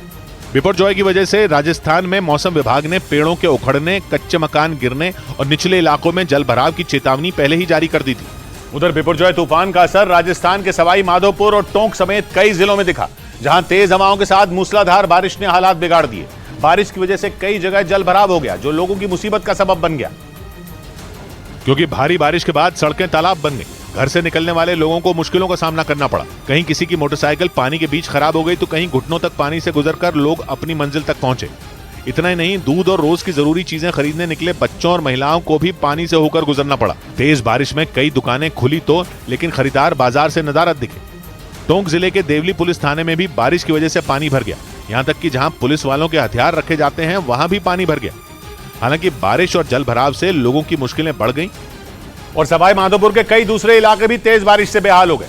कई रिहायशी इलाके पानी में डूब गए तो सड़कों पर भी कई फीट पानी भर गया, जिसकी वजह से लोगों की मुश्किलें कई गुना बढ़ गईं। क्योंकि गुजरात के बाद बिपरजॉय का कहर राजस्थान के सवाई माधोपुर समेत कई जिलों पर टूटा। सवाई माधोपुर में तेज बारिश की वजह से सड़कें पानी से लबालब भरी नजर आईं, जिसकी वजह से गाड़ियां सड़क पर रेंगती दिखी। बारिश है कि थमने का नाम यहाँ पर नहीं ले रही है। झमाझम बारिश यहाँ पर लगातार होती चली जा रही है। कई रिहायशी इलाकों में पानी घुस गया, जिसकी वजह से लोग घरों में कैद होने को मजबूर हो गए और जो घर से काम के लिए निकले वो भी घंटों की देरी से काम पर पहुंचे, क्योंकि पानी भरने की वजह से गाड़ियों की रफ्तार काफी कम हो गई और जगह जगह जैम लग गया। और राजस्थान के सांचौर में भी कुछ ऐसी ही तस्वीरें देखने को मिली। वहां तूफानी बारिश के बाद कई रिहायशी इलाके जलमग्न हो गए। बिपरजॉय तूफान की वजह से वहां मूसलाधार बारिश हुई, जिसकी वजह से पांचला और सुरावा बांध टूट गए और बारिश के साथ साथ बांध का पानी भी रिहायशी इलाकों में घुस गया। इस दौरान शहर की कई सड़कें पानी से लबालब नजर आईं और बारिश का पानी मकानों और दुकानों में भी कई फीट तक भर गया। सब पानी में डूबा हुआ है, पूरा का पूरा डूबा हुआ। यानी बड़ा नुकसान हुआ होगा? भारी नुकसान है सर। हालात बिगड़ते देख जिला प्रशासन ने इमरजेंसी का ऐलान कर दिया और लोगों से पानी के भराव वाले इलाकों को खाली करने की अपील की। इस दौरान राजस्थान के श्रम मंत्री सुखराम बिश्नोई ने भी प्रभावित इलाकों का दौरा किया और खुद भी पानी में उतरकर हालात का जायजा लिया। इधर चक्रवाती तूफान की वजह से राजस्थान के जालौर जिले में भयानक बाढ़ आ गई। वहां की तस्वीर देखकर ऐसा लगा मानो सड़कों पर सैलाब आ गया हो। नदी का पानी तेज रफ्तार से हाईवे के ऊपर से बहने लगा, जिसमें भारी भरकम 11 ट्रक फंस गए, क्योंकि पानी की धार इतनी तेज थी कि लगा वो अपने साथ इन ट्रकों को नदी में बहा ले जाएगी। ट्रक ड्राइवर न तो आगे जा सकते थे, ना ही पीछे। डर की वजह से सभी ट्रक ड्राइवरों ने आगे नहीं बढ़ने और वहीं रुके रहने का फैसला लिया। बाढ़ में फंसे ये सभी truck Delhi Kandla national highway से गुजर रहे थे, लेकिन बामड़ी नदी का पानी तेज रफ्तार से बह रहा था। इसी दौरान ये ट्रक उसमें फंस गए। बाढ़ में फंसे ट्रकों के रेस्क्यू के लिए सेना को सूचना दी गई, जिसके बाद देवदूत बनकर वहां पहुंचे सेना के जवानों ने सभी को सुरक्षित निकाला। उधर राजस्थान के उदयपुर में बारिश ने ऐसा कहर ढाया कि कई सड़कें पानी में बह गईं। भारी बारिश की वजह से वहां कई हिस्सों में पानी भर गया। हालात ऐसे बन गए कि जान जोखिम में डालकर लोगों ने सड़कें पार की। लेकिन वहां के गोगुंदा इलाके से डराने वाला एक वीडियो सामने आया, जिसमें गाड़ी पानी के तेज बहाव के बीच सड़क पार करती दिखाई दी। गनीमत यह रही कि वो गाड़ी पानी के तेज बहाव के बीच से सुरक्षित निकल गई, नहीं तो वहां कोई हादसा भी हो सकता था। तेज बारिश की वजह से गोगुंदा में सड़कें पानी में बह गईं, जिससे लोगों की मुश्किलें ऐसी बढ़ी कि उनका सड़क पार करना भी मुश्किल हो गया। वहां कई जगहों पर ट्रैफिक की रफ्तार भी थम गई। वहीं उदयपुर के साथ राजस्थान के अजमेर में भी चक्रवाती तूफान बिपरजॉय की वजह से हुई बारिश से सरकारी अस्पतालों का बुरा हाल हो गया। वहां जवाहरलाल नेहरू अस्पताल में इतना पानी भर गया कि मरीजों की मुश्किलें बढ़ गईं, क्योंकि जहां उन्हें भर्ती किया गया वहां भी चारों तरफ पानी ही भर गया, जिसकी वजह से मरीजों का बेड से नीचे उतरना भी मुश्किल हो गया। जवाहरलाल नेहरू अस्पताल के ज्यादातर हिस्सों में पानी का ही कब्जा दिखाई दिया। हालांकि कुछ मरीजों को दूसरे वार्ड में शिफ्ट किया गया, लेकिन अस्पताल में पानी इतना ज्यादा भर गया कि उसे निकालने के लिए काफी मशक्कत करनी पड़ गई।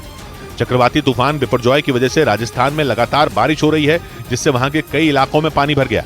उधर राजस्थान के राजसमंद जिले में भारी बारिश के बाद नदी के तेज बहाव में फंस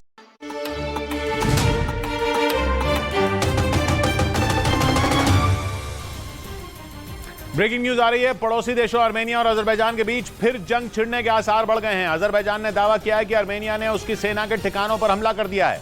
आर्मेनिया की तरफ से जबरदस्त फायरिंग होने का दावा किया गया है, मगर अजरबैजान की फौज ने भी आर्मेनिया पर जोरदार पलटवार कर दिया है। ये बहुत बड़ी खबर है, क्योंकि आर्मेनिया और अजरबैजान जैसे छोटे देशों की लड़ाई में बड़े बड़े देश कूद सकते हैं। आर्मेनिया के साथ रूस से लेकर ईरान खड़े हैं, तो इजराइल और तुर्की अजरबैजान के दोस्त हैं। यानी अगर आर्मेनिया और अजरबैजान में जंग छिड़ी तो दूर तक जाएगी। उनकी दुश्मनी का ट्रेलर पूरी दुनिया 3 साल पहले देख ही चुकी है, जब दोनों ने 6 हफ्तों तक एक दूसरे पर गोला बारूद बरसाया था और खुद पुतिन को मामला शांत करवाने के लिए कूदना पड़ा था। आर्मेनिया और अजरबैजान की सीमाएं भले एक दूसरे से मिलती हैं, लेकिन दोनों के दिल बिल्कुल भी नहीं मिलते। और यही वजह है कि अजरबैजान और आर्मेनिया आए दिन एक दूसरे पर धावा बोलते रहते हैं। और इस बार अजरबैजान के रक्षा मंत्रालय ने दावा कर दिया कि आर्मेनिया की सेना ने उसके जवानों पर गोलियां चला दी, मगर उन्होंने आगे ये भी जोड़ा कि आर्मेनिया के वार पर उसकी फौज भी हाथ पर हाथ धरकर नहीं बैठी रही, बल्कि उसने भी आर्मेनिया को मुंहतोड़ जवाब दिया। अजरबैजान और आर्मेनिया 1990 के दशक तक सोवियत संघ का हिस्सा थे, लेकिन आज दोनों देशों के बीच 36 का आंकड़ा है। लड़ाई नगोर्नो कराबाख के उस इलाके के लिए है जिसे दोनों अपना बताते हैं। इसी बात पर 2020 में जब दोनों देश भिड़े थे तो रूस ने उन्हें समझाकर किसी तरह युद्ध रुकवा दिया था, लेकिन दोनों रूस की भी सुनने को तैयार नहीं। रूस का कराया शांति समझौता कागज पर ही सिमटा है, जमीन पर शांति तो कभी आई ही नहीं। अजरबैजान लगातार आर्मेनिया पर लड़ाई की शुरुआत करने का आरोप लगा रहा है, लेकिन आर्मेनिया ने दावा किया कि यह अजरबैजान की चाल है। वो खुद आर्मेनिया से नई जंग छेड़ने की तैयारी में है, इसलिए वो बार बार ये झूठ बोल रहा है कि आर्मेनिया उस पर हमले कर रहा है, ताकि दुनिया के सामने अजरबैजान खुद को बेचारा साबित कर सके। आर्मेनिया के एक सीनियर राजनयिक ने दावा किया कि इस महीने में अजरबैजान अब तक 19 बयान जारी कर चुका है और सभी बयानों में उसका एक ही आरोप है, वो ये कि आर्मेनिया की सेना ने उस पर फायरिंग की। लेकिन आर्मेनिया का आरोप है कि ऐसे झूठे आरोप लगाकर अजरबैजान बाकी देशों के सामने आर्मेनिया को विलन बनाना चाहता है, इसलिए वो यही बोलता जा रहा है कि आर्मेनिया ने उस पर हमला कर दिया, ताकि आत्मरक्षा का बहाना कर वो आर्मेनिया पर हमला कर सके और उसे जायज ठहरा सके। और आर्मेनिया के दावे पर अंतर्राष्ट्रीय संस्था रेड क्रॉस भी मोहर लगाती दिखी। उसने दावा किया कि अजरबैजान ने आर्मेनिया से नगोर्नो कराबाख तक जाने वाले लाचिन कॉरिडोर नाम के रास्ते को ब्लॉक कर दिया। अजरबैजान ने अप्रैल में इस कॉरिडोर की एंट्री पर चेक पॉइंट बना दिया था। लेकिन मुसीबत में फंसे लोगों की मदद करने वाली संस्था रेड क्रॉस ने बताया कि अजरबैजान उसे भी नागोर्नो कराबाख के लोगों तक दवा और जरूरत का दूसरा सामान पहुंचाने नहीं दे रहा। लाचिन कॉरिडोर नागोर्नो कराबाख को आर्मेनिया से लिंक करने वाला इकलौता रास्ता है, मगर दिक्कत यह है कि नागोर्नो कराबाख आर्मेनिया से सीधा जुड़ा हुआ नहीं है, वो अजरबैजान की सीमा के अंदर आता है। इसलिए आर्मेनिया को नागोर्नो कराबाख तक पहुंचने के लिए लाचिन कॉरिडोर की जरूरत है, और आर्मेनिया के लिए नागोर्नो कराबाख तक पहुंच इसलिए जरूरी है क्योंकि वहां आर्मेनियाई मूल के लोग रहते हैं।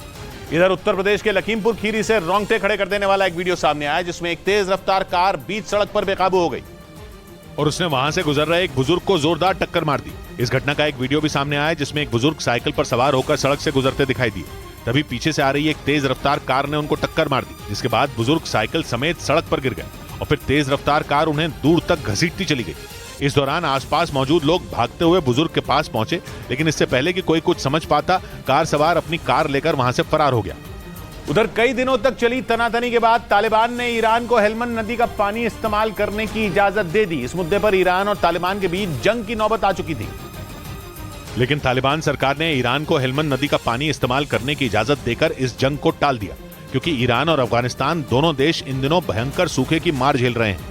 ऐसे में अफगानिस्तान की हिंदू कुश पहाड़ियों से निकलने वाली हेलमंद नदी जो ईरान तक जाती है, उस पर दोनों देशों के बीच तलवारें खिंच गई थी। दोनों देशों ने अपनी सीमाओं पर बड़ी संख्या में हथियार और सैनिक तैनात कर दिए थे। इससे पहले 27 मई को हेलमंद नदी के पानी को लेकर ही बॉर्डर पर ईरान की सेना और तालिबान लड़ाकों के बीच जोरदार झड़प हुई थी, जिसमें ईरान की सेना के 2 सैनिक जबकि एक तालिबानी लड़ाके की मौत हो गई थी। इस बीच ईरान की सरकार ने वहां के फिल्म निर्माताओं को हिजाब न पहनने वाली अभिनेत्रियों को काम न देने की चेतावनी दे दी। ईरान इंटरनेशनल नाम की वेबसाइट के मुताबिक ईरान की सरकारी फिल्म संस्था ने वहां के सभी निर्माताओं को चेतावनी दी ताकि किसी भी सूरत में हिजाब से जुड़े कानून का पालन करवाया जा सके। यही वजह रही कि अब ईरान की अभिनेत्रियों के लिए बड़ी मुश्किल खड़ी हो गई। ईरान इंटरनेशनल वेबसाइट के मुताबिक वहां के फिल्म निर्माताओं को साफ कह दिया गया कि जो अभिनेत्रियां हिजाब पहनने को तैयार नहीं हो, उन्हें काम न दिया जाए, और अगर ऐसा नहीं किया गया तो फिल्म निर्माताओं पर भी एक्शन लिया जाएगा। ईरान में हिजाब को लेकर अब तक विरोध थमा नहीं है, लेकिन इसके बावजूद सरकार लगातार हिजाब से जुड़े कानून का पालन करवाने के लिए सख्त से सख्त कदम उठा रही है। इधर ब्राजील में विनाशकारी तूफान और भारी बारिश की वजह से 13 लोगों की मौत हो गई। वहां के कई शहरों में बाढ़ जैसे हालात बन गए, जिसकी वजह से हजारों लोगों को अपना घर छोड़ना पड़ा। तूफान और बारिश ने ब्राजील के रियो ग्रांडे दो सुल राज्य में सबसे ज्यादा तबाही मचाई। बारिश की वजह से वहां का एक पूरा शहर पानी में डूब गया और सिर्फ घरों की छतें ही नजर आईं। वहीं बारिश खत्म होने के बाद तो हालात और बुरे हो गए। हर तरफ मलबे का ढेर दिखा और उसके नीचे कई गाड़ियां दबी नजर आईं। तूफान और बारिश ने ब्राजील में ऐसा कहर बरपाया कि 13 लोगों की मौत हो गई, वहीं कई लोग लापता हो गए और हजारों लोग अपना घर छोड़कर राहत शिविर में रहने को मजबूर हो गए। वहीं प्रभावित इलाकों में प्रशासन ने रेस्क्यू ऑपरेशन तेज कर दिया, साथ ही सभी स्कूलों की छुट्टी कर दी गई। इसके अलावा खराब मौसम को देखते हुए कई उड़ानों को रद्द कर दिया गया। उधर नेपाल में भारी बारिश के बाद जमीन खिसक गई, जिससे 5 लोगों की मौत हो गई, जबकि 28 लोग लापता बताए गए। बताया गया कि एक ही दिन में 3 अलग अलग जगहों से लोगों के लापता होने की खबर मिली, जिसके बाद नेपाल पुलिस और प्रशासन उनकी तलाश में जुट गए। नेपाल में भारी बारिश की वजह से हेवा खोला नदी का जलस्तर बढ़ गया और वो उफान पर आ गई, जिसे देखने के लिए पुल पर लोगों की भीड़ जमा हो गई और लोगों ने इस खौफनाक मंजर को अपने फोन में रिकॉर्ड कर लिया। नेपाल पुलिस ने बताया कि जमीन खिसकने की वजह से एक दिन में 3 जगहों से 28 लोगों के लापता होने की खबर मिली, जिनकी तलाश जारी है। वहीं भारी बारिश के बाद बढ़ते खतरे को देखते हुए प्रशासन ने लोगों से नदियों से दूर रहने की अपील की। उधर यूपी के प्रयागराज में उमेश पाल हत्याकांड में फरार चल रहे आरोपी गुड्डू बमबाज के सौतेले बेटे आबिद को पुलिस ने 6 जिंदा बमों के साथ गिरफ्तार कर लिया। आबिद की पहचान जूनियर बमबाज के तौर पर भी है, क्योंकि पुलिस के मुताबिक अपने सौतेले पिता गुड्डू मुस्लिम की तरह वो भी बमबाजी में माहिर है। पुलिस के सूत्र बताते हैं कि आबिद को बचपन में ही गुड्डू मुस्लिम ने बम बनाना और उसे चलाना सिखाया था, इसीलिए वो जूनियर बमबाज के तौर पर भी बदनाम है। इस बीच पुलिस ने उसे प्रयागराज के खुलदाबाद इलाके से 6 जिंदा बमों के साथ गिरफ्तार किया। प्रयागराज में 24 फरवरी को हुई उमेश पाल की हत्या के बाद आबिद भी फरार चल रहा था। वहीं इस मामले का मुख्य आरोपी गुड्डू मुस्लिम गिरफ्तारी के डर से भागा फिर रहा है। गैंगस्टर अतीक अहमद के बमबाज गुड्डू मुस्लिम पर यूपी पुलिस ने 5 लाख रुपए का इनाम रखा है। इस बीच उत्तर प्रदेश के प्रयागराज में अतीक अहमद के करीबी हिस्ट्री शीटर अनीस ने कोर्ट में सरेंडर कर दिया।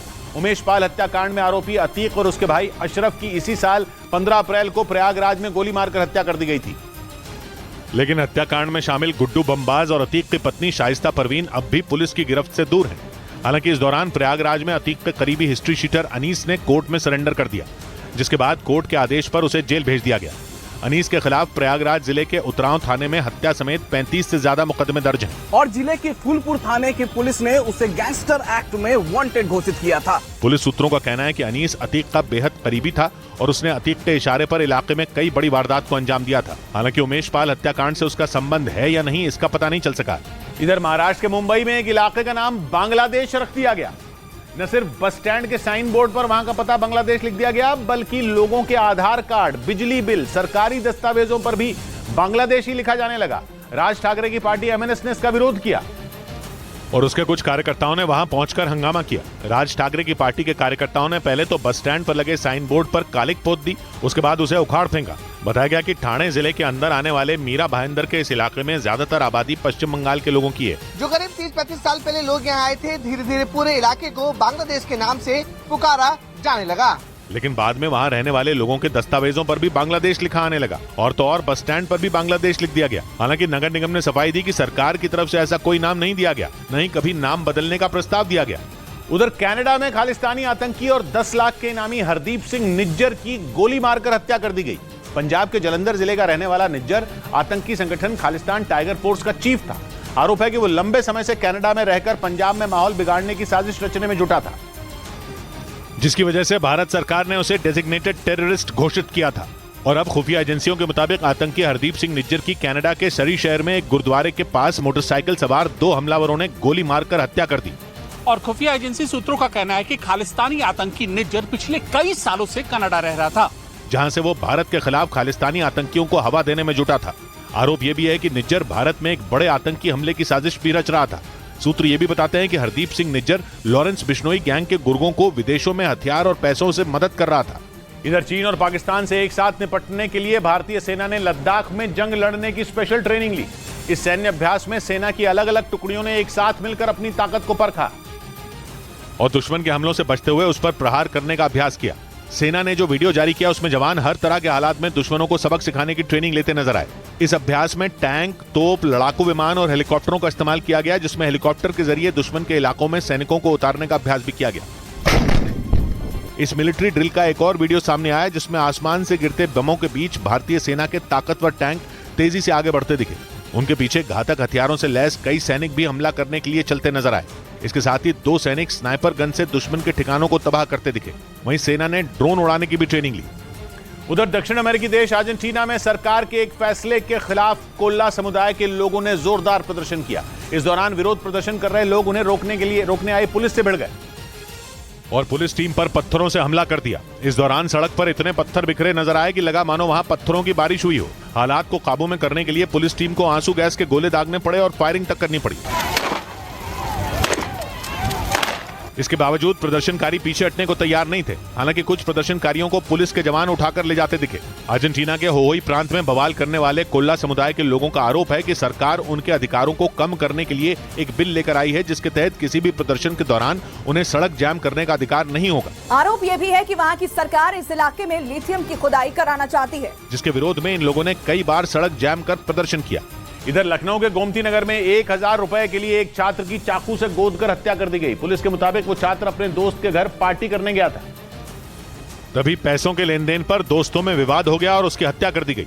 पुलिस ने बताया कि छात्र देर रात पार्टी करने अपने दोस्त के घर गया था, लेकिन पार्टी में जाने से पहले ही फोन पर पैसों को लेकर उसकी अपनी दोस्तों के साथ बहस हो गई, जिसके बाद वो पार्टी में गया जहां उसके अलावा 3 और लड़के भी मौजूद थे। और इसी दौरान पार्टी में 1000 रुपए को लेकर उसका अपने दोस्तों से झगड़ा हो गया और एक लड़के ने उस पर चाकू से हमला कर दिया, जिसके बाद उसे गंभीर हालत में अस्पताल ले जाया गया, जहां इलाज के दौरान उसकी मौत हो गई। मामले की जांच करते हुए पुलिस ने हत्या के आरोप में 2 लड़कों को हिरासत में ले लिया।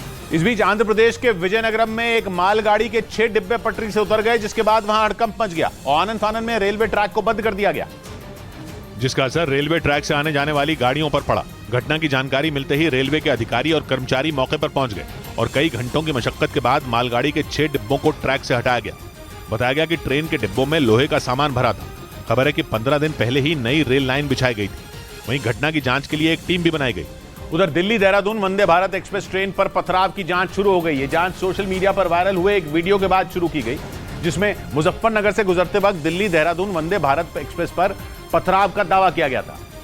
और वीडियो के वायरल होने के बाद जब जांच हुई तो रेलवे पुलिस को वीडियो में सच्चाई दिखाई दी, जिसके बाद रेलवे पुलिस ने दिल्ली देहरादून वंदे भारत ट्रेन पर पथराव के मामले में एफआईआर दर्ज की और आरोपियों की तलाश शुरू कर दी। वीडियो में दिखा कि दिल्ली देहरादून वंदे भारत ट्रेन पर पथराव किया गया। ये घटना मुजफ्फरनगर स्टेशन के पास हुई और ट्रेन के कोच E1 की सीट नंबर 13-14 पर पत्थर मारे गए। हालांकि ट्रेन पर पथराव की वजह से किसी यात्री को चोट नहीं लगी। लेकिन रेलवे के किसी भी अधिकारी ने इस वीडियो के बारे में कुछ भी कहने से इनकार कर दिया। माना जा रहा है कि ये वीडियो ट्रेन के अंदर बैठे किसी यात्री ने बनाया, जो बाद में वायरल हो गया। इस बीच पश्चिमी मीडिया ने दावा किया कि फ्रांस लड़ाकू विमान सुपर रफाल बना रहा है, जिसके बाद अमेरिका की नींद उड़ गई, क्योंकि पश्चिमी मीडिया के मुताबिक फ्रांस का नया रफाल अमेरिका के लड़ाकू विमान F-35 से भी बेहतर होगा। और फ्रांस के मुताबिक रफाल का ये नया वर्जन डिफेंस सिस्टम को भी आसानी से चकमा दे सकेगा, क्योंकि ये विमान स्टेल्थ तकनीक से लैस होगा। इसके साथ ही इस विमान में हाइपरसोनिक मिसाइल होंगी, जो परमाणु बम को भी आसानी से ले जा सकती हैं। यानी इसके एक ही बार से ऐसी तबाही मचेगी जिसे रोक पाना किसी भी देश के बस में नहीं होगा। पश्चिमी मीडिया का दावा है कि नया रफाल 5वीं पीढ़ी के लड़ाकू विमानों में सबसे तेज होगा। वहीं अमेरिका के लड़ाकू विमान F-35 में सॉफ्टवेयर में गड़बड़ी पाई गई, जिसके बाद से अमेरिका के रक्षा विभाग ने F-35 को अमेरिकी एयरफोर्स के बेड़े में शामिल करने पर रोक लगा दी। और ऐसे समय में सुपर रफाल का ऐलान होना अमेरिका की मुश्किलों को और बढ़ा देगा। इधर तमिलनाडु के कडलूर जिले में दर्दनाक सड़क हादसा हो गया, जिसमें 2 लोगों की मौत हो गई। हादसा 2 निजी बसों में आमने सामने की टक्कर की वजह से हुआ, जिसमें 2 लोगों की मौत हो गई, जबकि 30 से ज्यादा लोग घायल बताए गए। हादसे के बाद वहां चीख पुकार मच गई। हर तरफ यात्रियों का सामान बिखरा पड़ा था। वहां मौजूद लोगों की मदद से पुलिस ने घायलों को अस्पताल पहुंचाया। बसों के बीच हुई टक्कर इतनी जबरदस्त थी कि दोनों बसों के परखचे उड़ गए। दोनों बसों का अगला हिस्सा तो पूरी तरह टूट गया। पुलिस के मुताबिक हादसे की वजह साफ नहीं हुई, लेकिन शुरुआती जांच से पता चला कि एक बस का आगे का टायर फट गया था, जिसकी वजह से ड्राइवर ने बस पर नियंत्रण खो दिया और वो सामने से आ रही दूसरी बस से टकरा गई।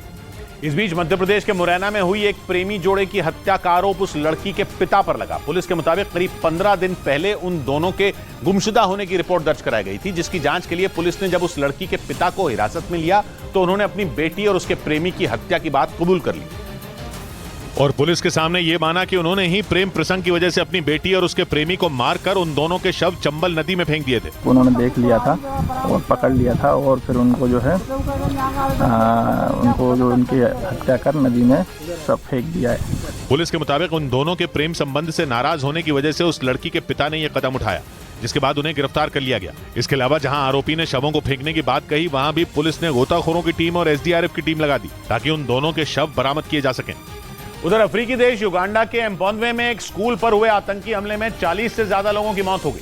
आरोप है कि स्कूल की इमारत पर हमला आतंकी संगठन IS यानी इस्लामिक स्टेट से जुड़े एक आतंकी संगठन ने किया, जिसने शुक्रवार को युगांडा के एम्पोन्वे में मौजूद स्कूल की इमारत को निशाना बनाया, जिससे वहां मौजूद बच्चों समेत कुल 40 लोगों की मौत हो गई।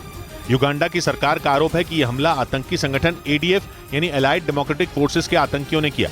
बताया गया कि यह आतंकी संगठन IS यानी इस्लामिक स्टेट से जुड़ा है, जिसके आतंकियों ने दहशत फैलाने के इरादे से स्कूल पर हमला किया और 40 लोगों की जान ले ली। हालांकि इस हमले के बाद युगांडा की सरकार ने आतंकियों को ढूंढने में अपनी ताकत झोंक दी। युगांडा के राष्ट्रपति ने भरोसा जताया कि हमलावर भागकर पास के जंगलों में छिप गए, लेकिन फौज ने उन जंगलों को घेरकर वहां तलाशी अभियान शुरू कर दिया। इस बीच तुर्की ने अपने खतरनाक बायरक्तार TB2 ड्रोन से क्रूज मिसाइल दागने का दावा किया और अगर उसका यह दावा सही है तो भारत समेत दुनिया के कई देशों की परेशानी बढ़ सकती है। तुर्की ने ऐलान किया कि उसने हाल ही में अपने इस खतरनाक ड्रोन की ताकत में इजाफा किया है, जिसके बाद वो और घातक बन गया, क्योंकि तुर्की के मुताबिक उसने अपने बायरक्तार TB2 ड्रोन से क्रूज मिसाइल दागने का सफल परीक्षण किया, जो 200 किलोमीटर दूर तक निशाना साध सकती है। इस मिसाइल की रफ्तार करीब 360 किलोमीटर प्रति घंटा है। और अगर तुर्की का दावा सही है तो दुनिया का यह पहला ऐसा ड्रोन होगा जिससे क्रूज मिसाइल दागी जा सकेगी। यही वजह है कि इससे न सिर्फ रूस बल्कि भारत की चिंता भी बढ़ गई, क्योंकि तुर्की ने बायरक्तार TB2 ड्रोन जंग के लिए यूक्रेन को दिए हैं। वहीं पाकिस्तान की सेना के पास भी इनका पुराना वर्जन मौजूद है। हालांकि तुर्की ने अभी तक इस बात का संकेत नहीं दिया कि वो इसका आधुनिक मॉडल बाकी देशों को देगा या नहीं। उधर चीन और उत्तर कोरिया से निपटने के लिए अमेरिका, जापान और फिलीपींस ने एक साथ आने का ऐलान कर दिया। तीनों देशों के बीच हुई एक बैठक में यह सहमति बनी। चीन के रिश्ते जापान, फिलीपींस के साथ लगातार खराब होते जा रहे हैं, क्योंकि चीन इन दोनों देशों को आंख दिखाने से पीछे नहीं हटता। इसीलिए जापान और फिलीपींस लगातार अमेरिका के साथ अपने रिश्ते और ज्यादा मजबूत करने में जुटे हुए हैं, ताकि किसी भी सूरत में चीन की दादागिरी को रोका जा सके। इसीलिए अमेरिका, जापान और फिलीपींस के राष्ट्रीय सुरक्षा सलाहकारों की बैठक हुई, जिसमें तीनों देशों के बीच रक्षा सहयोग बढ़ाने पर सहमति बनी। इस बैठक में आने वाले दिनों में समंदर में चीन के करीब सैन्य अभ्यास करने को लेकर भी चर्चा हुई। मतलब अब ये देश चीन और उत्तर कोरिया को मिलकर सबक सिखाने की तैयारी में जुट गए। इस बीच केदारनाथ मंदिर से एक चौंकाने वाला वीडियो सामने आया जिसमें एक महिला गर्भगृह में मौजूद शिवलिंग पर नोटों की बारिश करती नजर आई। इस वीडियो के वायरल होने के बाद आरोपी महिला के खिलाफ एफआईआर दर्ज कर ली गई, क्योंकि वीडियो में वो महिला केदारनाथ मंदिर के अंदर गर्भगृह में नोट उड़ाती दिखाई दी। वीडियो में दिखा कि उस महिला ने पहले एक एक कर शिवलिंग पर नोट गिराए और फिर एक झटके में नोटों की गड्डी को हवा में उछाल दिया। बद्रीनाथ मंदिर समिति ने एक तहरीर पुलिस को दी है, जिस आधार पर पुलिस द्वारा मुकदमा पंजीकृत किया गया है। इस वीडियो के वायरल होने के बाद उत्तराखंड के सोनप्रयाग में उस महिला के खिलाफ एफआईआर दर्ज कर ली गई। हालांकि ये वीडियो कब का है इसका पता नहीं चल पाया। इधर उत्तर प्रदेश में बदायूं के एक मंदिर में ड्रेस कोड लागू कर दिया गया। मंदिर कमेटी ने इससे जुड़ा एक बोर्ड मंदिर के बाहर लगा दिया जिसमें भक्तों से छोटे कपड़े पहनकर मंदिर में प्रवेश न करने की अपील की गई। बीते एक महीने से देश के कई शहरों के मंदिरों में ड्रेस कोड लागू किए जा रहे हैं और इसी कड़ी में बदायूं के बिरुआबाड़ी मंदिर में भी ड्रेस कोड लागू कर दिया गया। मंदिर कमेटी ने इससे जुड़ा जो बोर्ड लगाया उसमें मंदिर परिसर में स्कर्ट, टॉप और छोटे कपड़े पहनकर प्रवेश न करने की अपील की गई। इतना ही नहीं, उस बोर्ड में यह भी लिखा गया कि अगर कोई ड्रेस कोड का उल्लंघन करेगा तो उसे मंदिर में प्रवेश नहीं दिया जाएगा। उधर महाराष्ट्र के नागपुर में एक कार में 3 बच्चों के शव मिलने से हड़कंप मच गया। पुलिस के मुताबिक तीनों बच्चे कुछ दिनों से लापता थे, लेकिन अब उन बच्चों के शव उस कार से बरामद हुए, जिसके बाद इलाके के लोग दहशत में आ गए। हालांकि जैसे ही इसकी जानकारी पुलिस को मिली उसने बच्चों के शव कब्जे में ले लिए। पुलिस के मुताबिक तीनों बच्चे कुछ दिनों से लापता थे। बताया गया कि वो घर से खेलने के लिए बाहर गए हुए थे, लेकिन अब उनके शव कार से बरामद किए गए। बच्चों की मौत किस वजह से हुई, पुलिस इसकी जांच में जुट गई। उधर यूके की संसद में पेश हुई एक रिपोर्ट ने वहां के प्रधानमंत्री ऋषि सुनक की चिंता बढ़ा दी। उस रिपोर्ट में ब्रिटिश फौज को बेदम बताया गया। इतना ही नहीं, दावा किया गया कि ब्रिटिश सेना के पास पनडुब्बियां और हेलीकॉप्टरों की भारी कमी है। और तो और उस रिपोर्ट में यह भी दावा किया गया कि ब्रिटेन की वायुसेना पूरी तरह बिखरी हुई है। यूके की संसद में पेश की गई इस रिपोर्ट के मुताबिक ब्रिटेन की वायुसेना के पास ऐसे हथियारों की कमी हो गई जो जंग के मैदान में दुश्मन के दांत खट्टे कर सकें। खबर के मुताबिक ऐसा इसलिए हुआ क्योंकि ब्रिटेन के पास जो हथियार हैं वो काफी पुराने हैं। उस रिपोर्ट के मुताबिक ब्रिटिश फौज के पास गोला बारूद की भी कमी हो गई। ब्रिटेन यूक्रेन जंग की शुरुआत से ही ज़ेलेंस्की की फौज की मदद करता आया है। उसने कई तरह के हथियार यूक्रेन को दिए हैं, लेकिन अब जब ब्रिटेन की सेना के कमजोर होने की बात सामने आई तो इससे यूक्रेन की मुश्किलें भी बढ़ सकती हैं। इधर मुंबई में अक्सा बीच के पास समंदर में तैरने गए 19 लोग अचानक आई तेज लहरों में फंस गए। वहां बिपुरजॉय तूफान की वजह से समंदर में अब भी ऊंची ऊंची लहरें उठ रही हैं और समंदर में तैरने गए वो लोग उन लहरों की चपेट में आकर डूबने लगे, जिसके बाद अक्सा बीच पर अफरा तफरी मच गई। हालांकि लोगों को डूबता देख वहां मौजूद लाइफ गार्डों ने फौरन पानी में छलांग लगा दी और कड़ी मशक्कत के बाद 19 में 10 लोगों को सुरक्षित बाहर निकाल लिया, जबकि बाकी लोग ऊंची लहरों के गुजरने के बाद खुद ही तैरकर बाहर आ गए। उधर प्रशांत महासागर में फिलीपींस का एक जहाज हादसे का शिकार हो गया। सैकड़ों यात्रियों को लेकर जा रहे पानी के उस जहाज में अचानक आग लगने से हड़कंप मच गया, जिसके बाद यात्रियों से भरा जहाज बीच समंदर धू धू कर चलने लगा और अफरा तफरी के बीच फिलीपींस कोस्ट गार्ड ने रेस्क्यू ऑपरेशन शुरू किया। एक मीडिया रिपोर्ट के मुताबिक जहाज सिकिहोर प्रांत से मध्य फिलीपींस के बेहोल प्रांत की ओर जा रहा था और जहाज पर 120 यात्री समेत चालक दल के सदस्य सवार थे। इस दौरान उसके एक हिस्से में आग लग गई, जिसने देखते ही देखते पूरे जहाज को अपनी चपेट में ले लिया। हालांकि आग लगने के बाद रेस्क्यू ऑपरेशन शुरू कर दिया गया और आग को बुझाने के लिए कई बड़ी नौकाओं के साथ एक तटरक्षक पोत को भी तैनात किया गया।